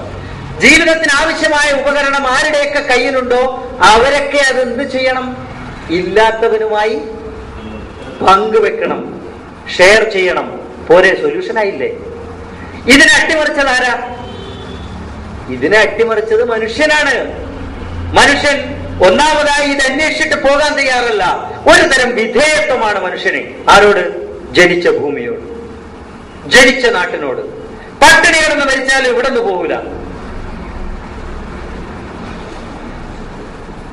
പട്ടിണി കിടന്ന് അല്ലേ? അങ്ങനെയല്ലേ? നിങ്ങൾ തന്നെ ചിന്തിച്ചു നോക്ക്. നിങ്ങൾ ഇപ്പൊ ജീവിക്കുന്ന ഭൂമിയേക്കാൾ സൗകര്യപ്രദമായ ഒരു ഭൂമി 10 കിലോമീറ്റർ അപ്പുറം കണ്ടെത്തിയാൽ പോകാൻ തയ്യാറുള്ള എത്ര ആൾക്കാരുണ്ട്? ഒരു തരം അന്ധമായ വിധേയത്വം, അല്ലേ? ആ വിധേയത്വം വിട്ടുണരാൻ ദൈവം നേരത്തെ പറഞ്ഞു, സീറോ ഫില്ലാറുള്ളത് നേരത്തെ പറഞ്ഞു ഇത് വിട്ടു പോകാൻ. അത് ഒരു സൊല്യൂഷനാണ്. രണ്ടാമത്തെ സൊല്യൂഷൻ, ഇത് കൈവശം വെച്ചിരിക്കുന്നവന് കൈവശം വെച്ചിരിക്കാൻ അവകാശമില്ല. ഉണ്ടോ? അവകാശമില്ല. അത് പങ്കുവെക്കപ്പെടണം. തീരുമ്പോ തീരട്ടെ, എല്ലാവർക്കും തീരട്ടെ, ഒരുമിച്ച് തീരുമ്പോ. അങ്ങനെ ചിന്തിച്ചാലോ സൊല്യൂഷനായില്ലേ? അവിടെയാണ് ദൈവത്തിന്റെ മഹത്വം. അതുകൊണ്ടാണ് ഞാൻ ആദ്യമേ പറഞ്ഞത്, ദൈവം നമുക്ക് പറഞ്ഞു തരുന്നത് കസ്റ്റമൈസ് ചെയ്ത ഉപദേശങ്ങളല്ല. ഓരോ സന്ദർഭത്തിലും ആവശ്യമായത് നീ ഇങ്ങോട്ട് തിരിയണം എന്ന് പറഞ്ഞു തരുന്ന ഡയറക്ഷൻ ബോർഡുകളല്ല ദൈവം വെച്ചിരിക്കുന്നത്. പകരം ദൈവം തന്നിരിക്കുന്നത് സോഫ്റ്റ്വെയർസ് ആണ്. സോഫ്റ്റ്വെയർ. ഇവിടെ ഒരു സോഫ്റ്റ്വെയർ തന്നു. എന്താണ്? അൻഫിഖൂ മിമ്മാ റസഖ്നാകും. പങ്കുവെക്കണം, ചെലവഴിക്കണം. വിഷയം തീർന്നില്ലേ? എന്താ ഈ പ്രശ്നങ്ങൾക്കും ഈ സംശയങ്ങൾക്കും കാരണം എന്നറിയാവോ? നമ്മൾ ഓരോ ആളും ദൈവത്തെ കാണുന്നത്, ദൈവം ഇങ്ങനെ അവിടെ ഇരിക്കുക, കുമ്പയൊക്കെ തടവി ആരെന്ത് ചോദിച്ചാലും കൊടുക്കാൻ തയ്യാറായിട്ട് ഇരിക്കുന്ന ഒരു ദൈവം. ആ ദൈവം ഞാൻ ചോദിച്ചിട്ട് എന്താ തരാത്തത്? ഇതാ ചിന്ത. ദൈവത്തെ പോലും സ്വാർത്ഥ ചിന്തയോടെ സമീപിക്കുമ്പോഴാണ് ഈ പ്രശ്നം വരുന്നത്. അപ്പുറത്തെ വീട്ടിലെ മുഹമ്മദിന് ഒരു മാസം 2 ലക്ഷം ശമ്പളം, എനിക്ക് ജോലിയേ ഇല്ല. അനീതി കാണിച്ചില്ലേ ദൈവം? എന്തുകൊണ്ട് ചിന്തിച്ചു? അപ്പുറത്തെ മുഹമ്മദിന്റെ ജോലി സമ്പാദിക്കാൻ എന്താണോ ദൈവം പറഞ്ഞു കൊടുത്തത് അത് തന്നെ നീക്കും പറഞ്ഞു തന്നിട്ടുണ്ട്. നീ ആ വഴിക്ക് പോയില്ല. ആരാ കുറ്റവാളി? ദൈവമാണോ? ആരാ കുറ്റവാളി? ദൈവത്തിന്റെ മാർഗം സ്വീകരിക്കാത്തവൻ കുറ്റവാളി. എന്നിട്ട് ആ കുറ്റം ആർക്ക്? ദൈവത്തിന്. ചിന്തിച്ചു നോക്കണം. എന്നിട്ട് നല്ല ഉഷാറുള്ള ഒരു ചോദ്യവും, സോമാലിയയിൽ വെള്ളമില്ല, ഇവിടെ വെള്ളമില്ല, ദൈവത്തിന്റെ അനീതിയല്ലേ? അനീതിയല്ല, അനീതിയല്ല. ഇവിടെ മനുഷ്യനെ മനുഷ്യനാക്കാൻ വേണ്ടി ദൈവം വെച്ചിരിക്കുന്ന ചില ഉപാധികളിൽ ഒന്ന് മാത്രമായി അതിനെ കണ്ടാൽ മതി. 2 മാർഗങ്ങളും ദൈവം അതിന്റെ കൂടെ പറഞ്ഞു കൊടുത്തു. അപ്പോഴാണ് ഈ ചിന്തകളൊക്കെ വരുന്നത്. ദൈവത്തിന്റെ അടുത്ത് രോഗം മാറാൻ വേണ്ടി പോയിട്ട്, അല്ല, ഡോക്ടറുടെ അടുത്ത് രോഗം മാറാൻ വേണ്ടി പോയാൽ ശിർക്കാവില്ലേ? കാരണം ഇവന്റെ ഉള്ളിലുള്ള ചിന്ത എന്താണെന്നറിയോ? ദൈവത്തോട് പരാതി പറയും പോലെയാണ് ഡോക്ടറോട് പരാതി പറയലെന്നാണ്. മനസ്സിലാക്കണം. ദൈവത്തോട് നമ്മൾ ചോദിക്കേണ്ടത് മാർഗം, ഡോക്ടറോട് ചോദിക്കേണ്ടത് എന്താണ്? ചികിത്സ. ഇത് രണ്ടും ഒന്നാണോ? ദാഹിക്കുന്നവൻ ഒരു ഗ്ലാസ് വെള്ളം എടുത്ത് തരുമോ എന്ന് ഭാര്യയോട് ചോദിക്കും പോലെയാണോ ദൈവത്തോട് മാർഗം ചോദിക്കുക? എന്തിനാ ദൈവം ഇരിക്കുന്നത്? ഉൽപ്പന്നങ്ങൾ നമുക്ക് വിതരണം ചെയ്യാൻ വേണ്ടിയാണോ? എന്താ ഡിസ്ട്രിബ്യൂട്ടറാ ദൈവം? ആണോ? ചിന്തിക്കുന്നില്ല. ഒരു വലിയ ഡിബേറ്റ് നടക്കുക. ഒരു വിഭാഗം ആൾക്കാര് വലിയ ഔലിയാക്കന്മാരെ അനുകൂലിച്ചിരിക്കുന്നു, മറ്റൊരു വിഭാഗം ആൾക്കാര് ഔലിയ ഇല്ല, ഏകദൈവം, തൗഹീദ്. ഈ തൗഹീദിന്റെ അഹിലുകാര് ഒരു ഭാഗത്തും മറ്റ് വലിയന്റെ അഹിലുകാർ ഒരു ഭാഗത്തും. ചർച്ച കൂടി പോയപ്പോ അവസാനം തൗഹീദിന്റെ ആൾക്കാർ കുറച്ച് അഹങ്കാരം മൂത്തിട്ട്, എപ്പോഴും അഹങ്കാര ആ ഭാഗത്താണ് കുറച്ച് കൂടുതലാണ്, അവർ കുറച്ച് മൂത്തിട്ട് പറഞ്ഞു. കാരണം തൗഹീദിനെ തെറ്റായി കണ്ടതുകൊണ്ടാണ്. തൗഹീദ് ആവശ്യമാണ്, തൗഹീദ് പഠിക്കേണ്ട വിഷയമാണ്. പക്ഷെ തൗഹീദിന്റെ ഒരു വശം മാത്രമേ ഇന്ന് ചർച്ച ചെയ്യപ്പെടുന്നുള്ളൂ എന്നാണ് എന്റെ വിശ്വാസം. തൗഹീദിന്റെ പോസിറ്റീവായ വശം ചർച്ച ചെയ്യുന്നേ ഇല്ല. തൗഹീദിന്റെ പോസിറ്റീവായ വശമാണ് നമ്മളിപ്പോ ചർച്ച ചെയ്തത്. ദൈവം എന്താണ് എന്ന് ചർച്ച ചെയ്യാതെ തൗഹീദ് പൂർത്തിയാവുമോ? ഇപ്പൊ ചർച്ച ചെയ്യുന്നത് എന്താ? ആരോട് പ്രാർത്ഥിക്കണം, ആരെ വിളിക്കണം, ആരെ പൂജിക്കണം, അതാണോ തൗഹീദ്? അതാണ് തൗഹീദ് എന്ന് ധരിച്ചത് എന്തുകൊണ്ടാണെന്നറിയോ? ദൈവത്തെ സഹായം തേടാനുള്ള ഒരു സ്രോതസ്സായി കണ്ടതുകൊണ്ടാണ്. ദൈവത്തെ സഹായം തേടാനുള്ള സ്രോതസ്സല്ല ദൈവം, മാർഗം തേടാനുള്ള സ്രോതസ്സാണ് ദൈവം. മാർഗം തേടാനുള്ള സ്രോതസ്സാണ്. ഇവിടെ അങ്ങനെ കരുതിയ, സഹായം തേടാനുള്ള സ്രോതസ്സാന്ന് കരുതിയ ഈ തൗഹീദുകാരൻ വിശ്വസിക്കുന്നു ഔലിയാക്ക് ഒന്ന് ചോദിച്ചാലും കൊടുക്കാൻ കഴിയില്ല, ഔലിയായോട് എന്ത് ചോദിച്ചാലും കിട്ടില്ല. അതല്ലേ വാദം? നിങ്ങൾ വലിയനോടൊന്നും ചോദിച്ചാൽ കിട്ടില്ല, ഒരു ഗുണവും ഒരു ദോഷവും ചെയ്യാൻ പറ്റാത്തവരാണ് അവർ. അതിന് തെളിവായിട്ട് ഈ മനുഷ്യൻ മറ്റേയാളോട് പറഞ്ഞു, എന്നാ നീ ഒരു കാര്യം ചെയ്യും, നീ ഔലിയ എന്ത് ചോദിച്ചാലും കിട്ടും എന്നല്ല പറയുന്നത്, എന്നാലേ ഇപ്പൊ നീ എനിക്കൊരു ചായ വേണം, നിന്റെ ഔലിയാനോട് വരുത്താൻ പറയാന്ന്, എനിക്കൊരു ചായ വേണം. ഈ വലിയ, നമ്മളൊക്കെ വിചാരിക്കുന്ന ഇയാൾ കുടുങ്ങിപ്പോകുന്നല്ലേ, ഈ വലിയന്റെ ആൾ ഉടനെ എഴുന്നേറ്റ് നിന്നിട്ട് പറഞ്ഞു, എന്റെ വലിയ ഇപ്പൊ ചായ കൊടുത്തരും നിൽക്കും എനിക്കും, പക്ഷെ എനിക്ക് അതിന്റെ കൂടെ ഓരോ പരിപ്പ് വട വേണം, അത് നിന്റെ അള്ളാഹിനോട് കൊണ്ടുവരാൻ പറ. കൊടുത്തരുവോ? കൊണ്ടുതരില്ല. ഈ പരിപ്പ് വട കൊടുക്കലല്ല അള്ളാന്റെ ഡ്യൂട്ടി, ചായ കൊണ്ട് കൊടുക്കലുമല്ല അള്ളാന്റെ ഡ്യൂട്ടി. നമ്മൾ എന്താ വിചാരിക്കുന്നത്? ഈ പരിപ്പ് വട തരല അള്ളാന്റെ ഡ്യൂട്ടി, ആ പരിപ്പ് വട ഔലിയാക്ക് കൊടുക്കാൻ കഴിയില്ല എന്നാ നമ്മൾ വിചാരം. അവർക്കും അറിയാം ഈ പരിപ്പ് വട കൊടുക്കൽ അള്ളാന്റെ ഡ്യൂട്ടിയല്ല, അള്ളാഹ് ഏറ്റെടുത്തിട്ടില്ല. പകരം അള്ളാഹ് എന്താ പറഞ്ഞിരിക്കുന്നത്? ഈ പരിപ്പ് ഉണ്ടാകാനുള്ള മാർഗം പറഞ്ഞു തന്നു. ബാക്കി ആര് ചെയ്യണം? ബാക്കി നമ്മൾ ചെയ്യണം. ഇവിടെ നമ്മൾ കുടുങ്ങിയിട്ട് വേറെ എങ്ങോട്ടോ പോവുക. മനുഷ്യന് എളുപ്പ വഴി തേടുകയാണ്. സമയാകുമ്പോ പറയണേ.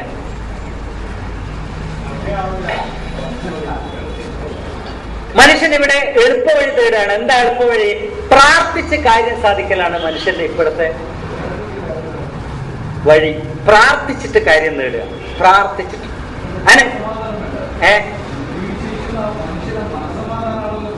അതെ, യെസ്, ഐ അഗ്രി.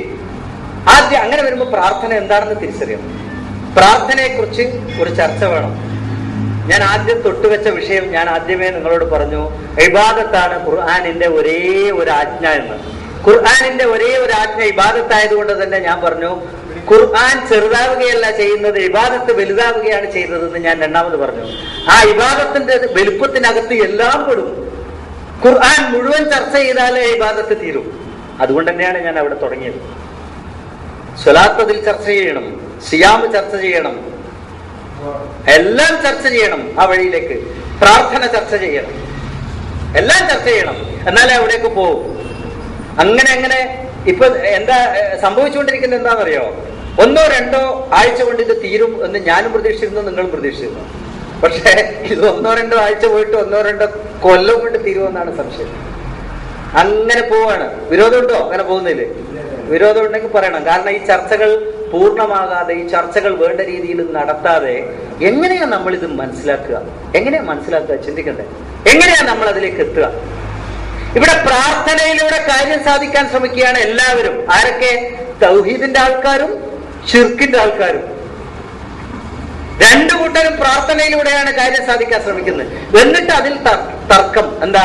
പ്രാർത്ഥന ദൈവത്തോട് മാത്രമേ പാടുള്ളൂ, പ്രാർത്ഥന മറ്റുള്ളവരോടും പാടുണ്ട്. ഇതാണ് തർക്കം. എന്നാൽ യഥാർത്ഥ തർക്കം പ്രാർത്ഥനയിലൂടെയാണോ കാര്യം നേടേണ്ടത്, അല്ല പ്രാർത്ഥനയിൽ അധിഷ്ഠിതമായ പ്രവർത്തനത്തിലൂടെയാണോ എന്നതാണ് വിഷയം. അവിടെയാണ് തർക്കം നടക്കേണ്ടത്. സത്യത്തിൽ ഈ പിശാച് എന്ന് പറയപ്പെടുന്ന പ്രഭാവം ഉണ്ടല്ലോ, പ്രതിഭാസം, ആ പ്രതിഭാസത്തിന് ഒരു തന്ത്രമുണ്ട്. എന്താ? ചർച്ച അതിന്റെ പോയിന്റിൽ നിന്ന് മാറ്റിക്കളയാം. പോയിന്റിൽ നിന്ന് ചർച്ച അങ്ങോട്ട് മാറ്റിക്കളയാം. ഞാനും എൻ്റെ ഒരു സുഹൃത്തും രാവിലെ എറണാകുളം പോകണോ വേണ്ടയോ എന്നൊരു ചർച്ച. ഞാൻ പറയുന്നു പോകാം, എറണാകുളം പോകാം. അവൻ പറയുന്നു വേണ്ട, എനിക്ക് കുറച്ച് ബുദ്ധിമുട്ടുണ്ട്. അവനെ കൊണ്ട് അംഗീകരിപ്പിക്കാൻ ഏറ്റവും നല്ല മാർഗം എന്താ? ഈ ചർച്ചയുടെ രണ്ടാമത്തെ ഘട്ടത്തിൽ ഞാൻ ചോദിക്കുക, തീവണ്ടിക്ക് പോകുന്നതാണോ നല്ലത്, ബസ്സിന് പോകുന്നതാണോ നല്ലത്? അവനെന്ത് ചെയ്യും? പോകണ്ട എന്ന അവന്റെ അഭിപ്രായം അവിടെ ഡ്രോപ്പ് ചെയ്യും. പിന്നെ പോകുന്നതിനെ കുറിച്ചായി ചർച്ച. ഇതാണ് പിശാചിന്റെ തന്ത്രം. പ്രാർത്ഥനയുടെ നിഷ്കാമമായ നിഷ്കർമ്മമായ പ്രാർത്ഥനക്കാണോ ഫലം, അല്ല കർമ്മത്തോട് ചേർന്ന പ്രാർത്ഥനക്കാണോ, അല്ലെങ്കിൽ പ്രാർത്ഥനയോട് ചേർന്ന കർമ്മത്തിനാണോ ഫലം എന്നാണ് തർക്കം വേണ്ടത്. പക്ഷെ അവിടെ കർമ്മത്തെ പൂർണ്ണമായി മാറ്റി നിർത്തി പ്രാർത്ഥനയ്ക്ക് ആരാണ് ഫലം ചെയ്യുക എന്നതിലേക്ക് ചർച്ചയെ മാറ്റിക്കൊണ്ടുവന്നു. ഖുർആനിന്റെ അടിസ്ഥാനപരമായ ഒരു തത്വത്തെ തന്നെ മാറ്റിവെക്കാൻ കഴിഞ്ഞു. എന്താ ഖുർആൻ പറഞ്ഞിരിക്കുന്നത്? ഖുർആൻ പറഞ്ഞിരിക്കുന്നത് നിങ്ങളുടെ പ്രവർത്തനത്തിനാണ് ഫലം, അല്ലേ? പ്രവർത്തനത്തിനാണ് ഫലം. ആ വിഷയം തന്നെ മാറ്റി വെച്ചിട്ടാണ് ഇപ്പൊ ചർച്ച. ഇതൊരു പ്രധാനപ്പെട്ട തന്ത്രമാണ്. പിശാച് എന്ന് വിളിക്കപ്പെടുന്ന പ്രതിഭാസത്തിന്റെ അതിഭീകരമായ ഒരു തന്ത്രമാണ്. ആ തന്ത്രത്തിൽ കുടുങ്ങിപ്പോയിരിക്കുകയാണ്. എന്താ യഥാർത്ഥത്തിൽ പ്രാർത്ഥന? മിണ്ടാതെ ഒരു സ്ഥലത്തിരിക്കുക. ദൈവമേ എനിക്ക് നീ ധനം തരണേ, പ്രാർത്ഥിക്കാം. കിട്ടുമോ? കിട്ടുമെന്ന് വിശ്വസിക്കാൻ പാടുണ്ടോ? ഉണ്ടോ? പാടില്ല. നമ്മൾ ചിലപ്പോ, എന്നോട് എൻ്റെ പല സുഹൃത്തുക്കളും പറയാറുണ്ട്, രാവിലെ എണീറ്റിട്ട് TV തുറന്നു നോക്കണം. എന്താ? എല്ലാ ചാനലിലും ദൈവത്തിന്റെ പ്രതിപുരുഷന്മാരുടെ ബഹളമാണ് പോലും. എനിക്ക് ആ സമയത്ത് കുറച്ച് ഇതൊക്കെ എക്സസൈസ് ഒക്കെ ചെയ്യുന്ന സമയമായതുകൊണ്ട് അതിന് ഞാൻ നിൽക്കാറില്ല. അപ്പൊ അതിൽ പറയപ്പെടുന്നത് എന്താണെന്നറിയോ? പ്രാർത്ഥിച്ചിട്ട് ക്യാൻസർ മാറി. ഇങ്ങോട്ട് വരുമ്പം കിഡ്നി പ്രവർത്തിക്കുന്നില്ലായിരുന്നു, പ്രാർത്ഥിച്ചിട്ട് പോകുമ്പം കിഡ്നി ഓക്കെ. ഇങ്ങോട്ട് എടുത്തുകൊണ്ട് വന്നു, തിരിച്ചു പോകുമ്പം നടന്നിട്ട് പോകുന്നു, അല്ലേ? അനുഭവ സാക്ഷ്യം. അവസാനം ആയുർവേദത്തിലേക്ക് വരെ വന്നു ഈ അനുഭവ സാക്ഷ്യം. ആയുർവേദം എന്ന് പറയുന്ന ആരോഗ്യം നിലനിർത്താനുള്ള ഒരു ശാസ്ത്രത്തിലേക്ക് വരെ കയറി വന്നിരിക്കുകയാണ് ഇപ്പൊ അനുഭവ സാക്ഷ്യം. ആയുർവേദത്തിന്റെ അടിസ്ഥാനത്തിൽ ക്യാൻസർ മാറി. എന്താ സംഭവിക്കുന്നത് നിങ്ങൾ ചിന്തിച്ചിട്ടുണ്ടോ? അങ്ങനെ മാറിയ നേർക്ക് നേരെ ഒരു അനുഭവ സാക്ഷ്യം നിങ്ങൾക്ക് ആർക്കെങ്കിലും ജീവിതത്തിൽ ഉണ്ടായിട്ടുണ്ടോ? ഒരാൾക്കും ഉണ്ടായിട്ടില്ല. ഇതിന്റെ രസകരമായ ഒരു പരിണതി ഓരോരുത്തരോട് ചോദിച്ചാൽ അവൻ പറയുക, അയാൾ പറഞ്ഞു, അയാൾ പറഞ്ഞു, അയാൾ പറഞ്ഞു. നേരിട്ട് കണ്ടതും കേട്ടതുമായ ഒരാളുമില്ല. എന്നിട്ട് നമ്മളെന്താ വാദിക്കുന്നത്? ഇത് കിട്ടണമെങ്കിൽ ആരോട് ചോദിക്കണം? അള്ളാഹിനോട് ചോദിക്കണം. അള്ളാഹ് തരുമോ? അള്ളാഹു തരൂല. അവിടെയാണ് ചർച്ച കിടക്കേണ്ടത്. അള്ളാഹു ഇത് തരാന്ന് പറഞ്ഞിട്ടില്ല. ഉണ്ടോ? തരാന്ന് പറഞ്ഞിട്ടുണ്ടോ? ഒരാളോട് പറഞ്ഞിട്ടില്ല. സിമ്പിളായിട്ട് നമുക്ക് ചിന്തിച്ചാൽ പോരെ. അങ്ങനെ പറഞ്ഞിട്ടുണ്ടായിരുന്നെങ്കിൽ ദൈവത്തിന്റെ ഈ മാർഗം ഭൂമിയിൽ പ്രചരിപ്പിക്കാൻ വേണ്ടി മുഹമ്മദ് നബി ഇത്ര കഷ്ടപ്പെടണോ? പ്രാർത്ഥിച്ചാ പോരെ? ഒന്ന് ആലോചിച്ച് നോക്കണം. നബിയോളം അഷ്റഫുൽ ഖൽഖല്ലേ? അഷ്റഫുൽ ഖൽഖിന്റെ പ്രാർത്ഥന കഴിഞ്ഞിട്ടല്ലേ ദൈവം വേറെ ആർക്കെങ്കിലും ഉത്തരം കൊടുക്കൂ? ആ നബി ഈ ജനങ്ങളെ മുഴുവൻ കൂട്ടിയിട്ട് ഈ ജിഹാദ് നടത്തണോ? കിത്താല് നടത്തണോ? പ്രാർത്ഥിച്ചാ പോരെ? എന്നിട്ടും ആ നബി എന്താ പ്രാർത്ഥിച്ചു എന്ന് ഇവർ പറയുന്നേ? ഈ യുദ്ധത്തിൽ ഞങ്ങൾ ജയിച്ചില്ലെങ്കിൽ, ഞാൻ ആ വാചകത്തെ എൻഡോഴ്സ് ചെയ്തു എന്ന് പറയല്ലേ, എൻഡോഴ്സ് ചെയ്യുകയല്ല ആ വാചകത്തെ. അതിൽ പോലും അവർക്ക് എതിരായ തെളിവാണ് കിടക്കുന്നത്. എന്താ? പ്രാർത്ഥനയ്ക്ക് മാത്രമായിട്ട് റിസൾട്ട് ഇല്ല എന്നുള്ള തെളിവാ. ദൈവത്തോട് മുഹമ്മദ് നബി പറയുകയാണ്, ഞങ്ങൾ ഈ യുദ്ധത്തിൽ തോറ്റുപോയാൽ നിന്റെ മതം ഭൂമിയിൽ പിന്നെ ബാക്കിയാവില്ല. അപ്പൊ എന്താക്കണം? ഞങ്ങളെ ജയിപ്പിക്കണം. ആരാ അവിടെ പണിയെടുക്കുന്നത്? നബിയും കൂട്ടർ. എന്നാ പിന്നെ അതും പറഞ്ഞിട്ട് നബിക്ക് ഇരുന്നാ പോരെ? ഈ ഹദീസ് പറയുന്നവർ തന്നെ പറയുകയാണ്, പാതിരാ കണിച്ചിട്ട് നബി അള്ളാഹോട് ചോദിച്ചാൽ ഉത്തരം കിട്ടും. എന്നാ പറഞ്ഞ നബിയുടെ കാലത്ത് പാതിര ഉണ്ടായിട്ടില്ലേ? നബിയുടെ കാലത്ത് അള്ളാഹ് കൈ നീട്ടാറില്ലേ ഇങ്ങനെ? എന്താ അതിന്റെ അർത്ഥം? ദൈവം പ്രാർത്ഥനയ്ക്ക് മാത്രമായി ഉത്തരം നൽകാമെന്ന് പറഞ്ഞിട്ടില്ല, ഏറ്റിട്ടില്ല. എന്താ? റബ്ബനാ ആതിനാ ഫിദ് ദുനിയാ ഹസനതൻ വഫിൽ ആഖിറതി ഹസനതൻ വഖിനാ അദാബന്നാർ ഉലൈക ലഹും നസീബും മിമ്മാ കസബു. പ്രാർത്ഥനകളിൽ മലയാളി മുസ്ലിമിന് ഏറ്റവും പരിചയമുള്ള പ്രാർത്ഥനയാണ് എന്തെന്ന്? റബ്ബനാ ആതിനാ ഫിദ് ദുനിയാ ഹസനതൻ. ഏത് വഴിക്ക് പ്രാർത്ഥിച്ചാലും അവസാനം കൊണ്ട് തീർക്കല് ഇതിലാണ്. എല്ലാം കൊണ്ട് തീർക്കൽ. ആ തീർക്കുന്നതിൽ ഒരു ന്യായമുണ്ട്. എന്താണെന്നറിയോ? ഇത് മാത്രം മതി പ്രാർത്ഥന, വേറൊരു പ്രാർത്ഥനയും വേണ്ട. അല്ല, തീർന്നില്ലേ? ഈ ഒറ്റ പ്രാർത്ഥനയോട് കാര്യം തീർന്നില്ലേ? ആതിനാ ഫിദ് ദുനിയാ ഹസനതൻ വഫിൽ ആഖിറതി ഹസനതൻ വഖിനാ അദാബന്നാർ. പിന്നത് വേറെന്തൊക്കെ ചോദിക്കണോ? അത് മാത്രം ചോദിച്ചാൽ മതി. എന്നാൽ അങ്ങനെ ചോദിച്ചവരോട് ദൈവം എന്താ പറയുന്നത്? നീ ചോദിച്ചാൽ തരാന്നാണോ? ഉലൈക അവർക്കുണ്ട്, ഉലൈക ലഹും അവർക്കുണ്ട് എന്താണ്? നസീബും മിമ്മാ കസബു. അവർ സമ്പാദിച്ചതിന്റെ, അവർ അധ്വാനിച്ചതിന്റെ ഒരു ഫലം, ചോദിച്ചതിന്റെ ഫലമല്ല. മനസ്സിലാക്കണം. ചോദിച്ചതിന്റെ ഫലം. ഈ പലരും എന്താണെന്നറിയോ? ദൈവത്തെ സമർത്ഥിക്കാൻ ശ്രമിക്കുന്നവരോട് ചോദ്യം ചോദിക്കും. എന്താ ചോദ്യം? എവിടെയോ തൗഹീദിന്റെ പേരും പറഞ്ഞിട്ട് ഏതോ ആൾക്കാർ പ്രചരിപ്പിച്ചു ഇസ്ലാമിന്റെ പേരിൽ പല തെറ്റുകളും. ആ തെറ്റുകളിൽ പിടിച്ചിട്ടാണ് നമ്മളോട് ചോദ്യം ചോദിക്കുക. ഖുർആൻ പഠിക്കാൻ ശ്രമിച്ചിട്ടില്ല. ഇസ്ലാമിനെ കുറിച്ച് ചോദ്യം ചോദിക്കുന്നവൻ ആദ്യം ഖുർആൻ പഠിച്ചിട്ട് സംശയം ബാക്കിയുണ്ടെങ്കിലാണ് ചോദിക്കേണ്ടത്, അല്ലേ? ഖുർആൻ പഠിച്ച ശേഷം ബാക്കി വരുന്ന സംശയമാണ് ചോദിക്കേണ്ടത്. ഖുർആൻ പഠിക്കില്ല, പകരം ചോദിക്കുന്നത് എന്താണെന്നറിയോ? ആൾ ദൈവങ്ങളോട് ചോദിച്ചാൽ ഉത്തരം കിട്ടില്ല എന്ന് പറയുന്ന നിങ്ങൾ ദൈവത്തോട് ചോദിച്ചാൽ ഉത്തരം കിട്ടുമോ എന്ന് നിങ്ങൾ ഉത്തരം പറയണം. നമ്മളോട് ചോദിക്കുക, ദൈവത്തോട് ചോദിച്ചാൽ ഇത് തരാമെന്ന് ദൈവം പറഞ്ഞിട്ടില്ലല്ലോ. ആൾ ദൈവങ്ങൾ എന്താ പറയുന്നത്? ഞാൻ തരാമെന്നല്ലേ. അതുകൊണ്ടാണ് ചോദ്യം. അതുകൊണ്ടാ ചോദ്യം. ആ ചോദ്യം മനസ്സിലാക്കുന്നില്ല. യഥാർത്ഥത്തിൽ ദൈവം ഉദ്ദേശിക്കുന്ന വിളി എന്താ? ദൈവം ഉദ്ദേശിക്കുന്ന ദാ എന്ന വിളി നിങ്ങൾ മാർഗത്തിനായി ദൈവത്തെ സമീപിക്കണം എന്നാണ്. മാർഗത്തിനായി ദൈവത്തെ സമീപിക്കണം. സാധാരണഗതിയിൽ വ്യക്തിത്വ വികസനത്തിന്റെ അടിസ്ഥാന പാഠം ലക്ഷ്യബോധം കഴിഞ്ഞാൽ പിന്നെ പാഷൻ എന്നാ പറയുക. പാഷൻ അഥവാ മനസ്സിന്റെ ഉള്ളിൽ അടിത്തട്ട് മുതൽ മനസ്സ് മുഴുവൻ വ്യാപിച്ചു കിടക്കുന്ന അവന്റെ സമൂലമായ ചിന്തകളെയും അതിസൂക്ഷ്മമായ ചിന്തകളെയും ചൂഴ്ന്നു കിടക്കുന്ന ഒരു ആഗ്രഹം, അദമ്യമായ ഒരു ആഗ്രഹം. ആ ആഗ്രഹത്തിനെയാണ് പാഷൻ എന്ന് പറയുക. യഥാർത്ഥത്തിൽ പ്രാർത്ഥന എന്ന് പറയുന്നത് അതാണ്. അല്ലാതെ അപ്പുറത്ത് നിന്ന് ഒരാള് എന്തെങ്കിലുമൊക്കെ റബ്ബനാ ആതിനാ ഫിദ് ദുനിയാ എന്ന് പറയുമ്പോൾ ഇപ്പുറത്ത് നിന്ന് ആമീൻ പറയുന്നതല്ല പ്രാർത്ഥന. റബ്ബനാ ആതിനാ ഫിദ് ദുനിയാ എന്ന് പറയുന്നതും അല്ല പ്രാർത്ഥന. പ്രാർത്ഥന മനസ്സിന്റെ ഉള്ളിൽ നിന്ന് ബഹിർഗമിക്കേണ്ടതാണ്. അതിന് വാചകങ്ങൾ ആവശ്യമില്ല, വാക്കുകൾ ആവശ്യമില്ല. അതിനെ ഒഴിച്ചുകൂടാൻ പറ്റാത്ത ഘടകം ചിന്തയാണ്, ചിന്ത. എന്നാൽ ഇന്നത്തെ പ്രാർത്ഥനയിൽ ഇല്ലാത്തതെന്താ? ചിന്തയാണ്. ഉള്ളതെന്താ? വാക്കുകൾ. ഈ ചിന്തകൾ സയൻസും അംഗീകരിക്കുന്നു. ഇത് 24 മണിക്കൂറും നിങ്ങൾ മനസ്സിൽ കൊണ്ട് കിടക്കുന്ന ഒരു ആഗ്രഹം. ആ ആഗ്രഹത്തെ പ്രാർത്ഥന എന്ന് വിളിക്കാം, വിളി എന്ന് പറയാം. അത് മനസ്സിലുണ്ടെങ്കിൽ നിങ്ങൾക്കത് നേടാൻ കഴിയും. കാരണം മനുഷ്യന്റെ തലച്ചോറ് അത്രയ്ക്ക് പവർഫുള്ളാണ്.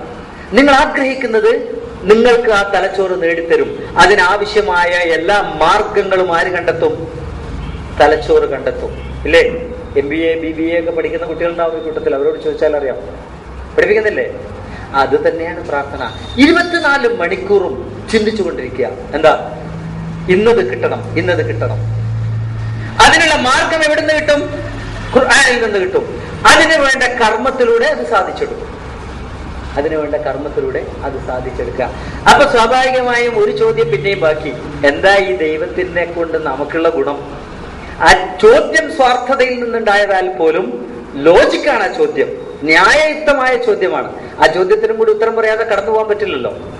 ആ ചോദ്യത്തിന്റെ ഉത്തരം മനുഷ്യനെ ഭൂമിയിൽ ആവശ്യമായതെല്ലാം പറഞ്ഞു തരലാണ് ദൈവം കൊണ്ടുള്ള ഗുണം.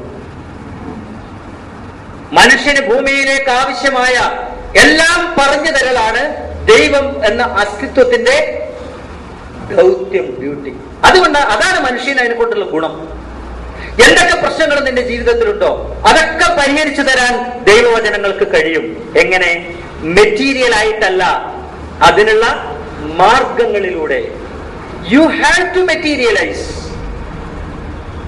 നമ്മളാണ് അതിനെ പദാർത്ഥ രൂപത്തിലാക്കി എടുക്കേണ്ടത്. ദൈവം പറഞ്ഞു തരുന്നത് മാർഗമായിരിക്കും. ക്ലിയർ ആണോ ഞാൻ പറയുന്നത്? ആണല്ലോ. ഓക്കെ. കാരണം അടുത്ത സ്റ്റെപ്പിലേക്ക് കടക്കാൻ പോവുകയാണ് ഞാൻ. ഇവിടെ സോമാലിയയുടെ പ്രശ്നം നമുക്ക് ചോദ്യത്തിന് ഉത്തരവുണ്ട്. ദൈവം എന്തിനാണെന്നതിന് ഉത്തരവുണ്ട്. പ്രാർത്ഥന പറഞ്ഞല്ലോ. പ്രാർത്ഥന എന്ന് പറഞ്ഞാൽ എപ്പോഴെങ്കിലും തോന്നുമ്പോൾ വിളിച്ചു പറയുന്നതല്ല പ്രാർത്ഥന. മനസ്സിനകത്ത് രൂഢമായി കൊണ്ട് നടക്കുന്ന ആഗ്രഹമില്ലേ, ആ ആഗ്രഹം ഈ പ്രഭാവത്തെ, പൊതുവായ ഒരു പ്രഭാവത്തെ അംഗീകരിക്കുന്നവൻ എവിടെയാണ് അവതരിപ്പിക്കുക? ആ പ്രഭാവത്തിന്റെ മുമ്പിലാണ് അവതരിപ്പിക്കുക. ആ പ്രഭാവം എന്തിനോടാണ് സംവദിക്കുന്നത്? മനുഷ്യനിലെ എന്തിനോടാണ് ഈ ദൈവപ്രഭാവം സംവദിക്കുന്നത്? അവന്റെ ശരീരത്തോടാണോ മനസ്സിനോടാണോ? മനസ്സിനോടാണ്. ആ മനസ്സിൽ നിറഞ്ഞു നിൽക്കുന്നതിനെ സാധിച്ചെടുക്കാനുള്ള മാർഗം ദൈവത്തിൽ നിന്ന് കിട്ടും. അതാണ് ദൈവം കൊണ്ടുള്ള ഗുണം. ഓക്കെ. ഇവിടെ വേറൊരു പ്രശ്നം കൂടെ വരും, വിധി.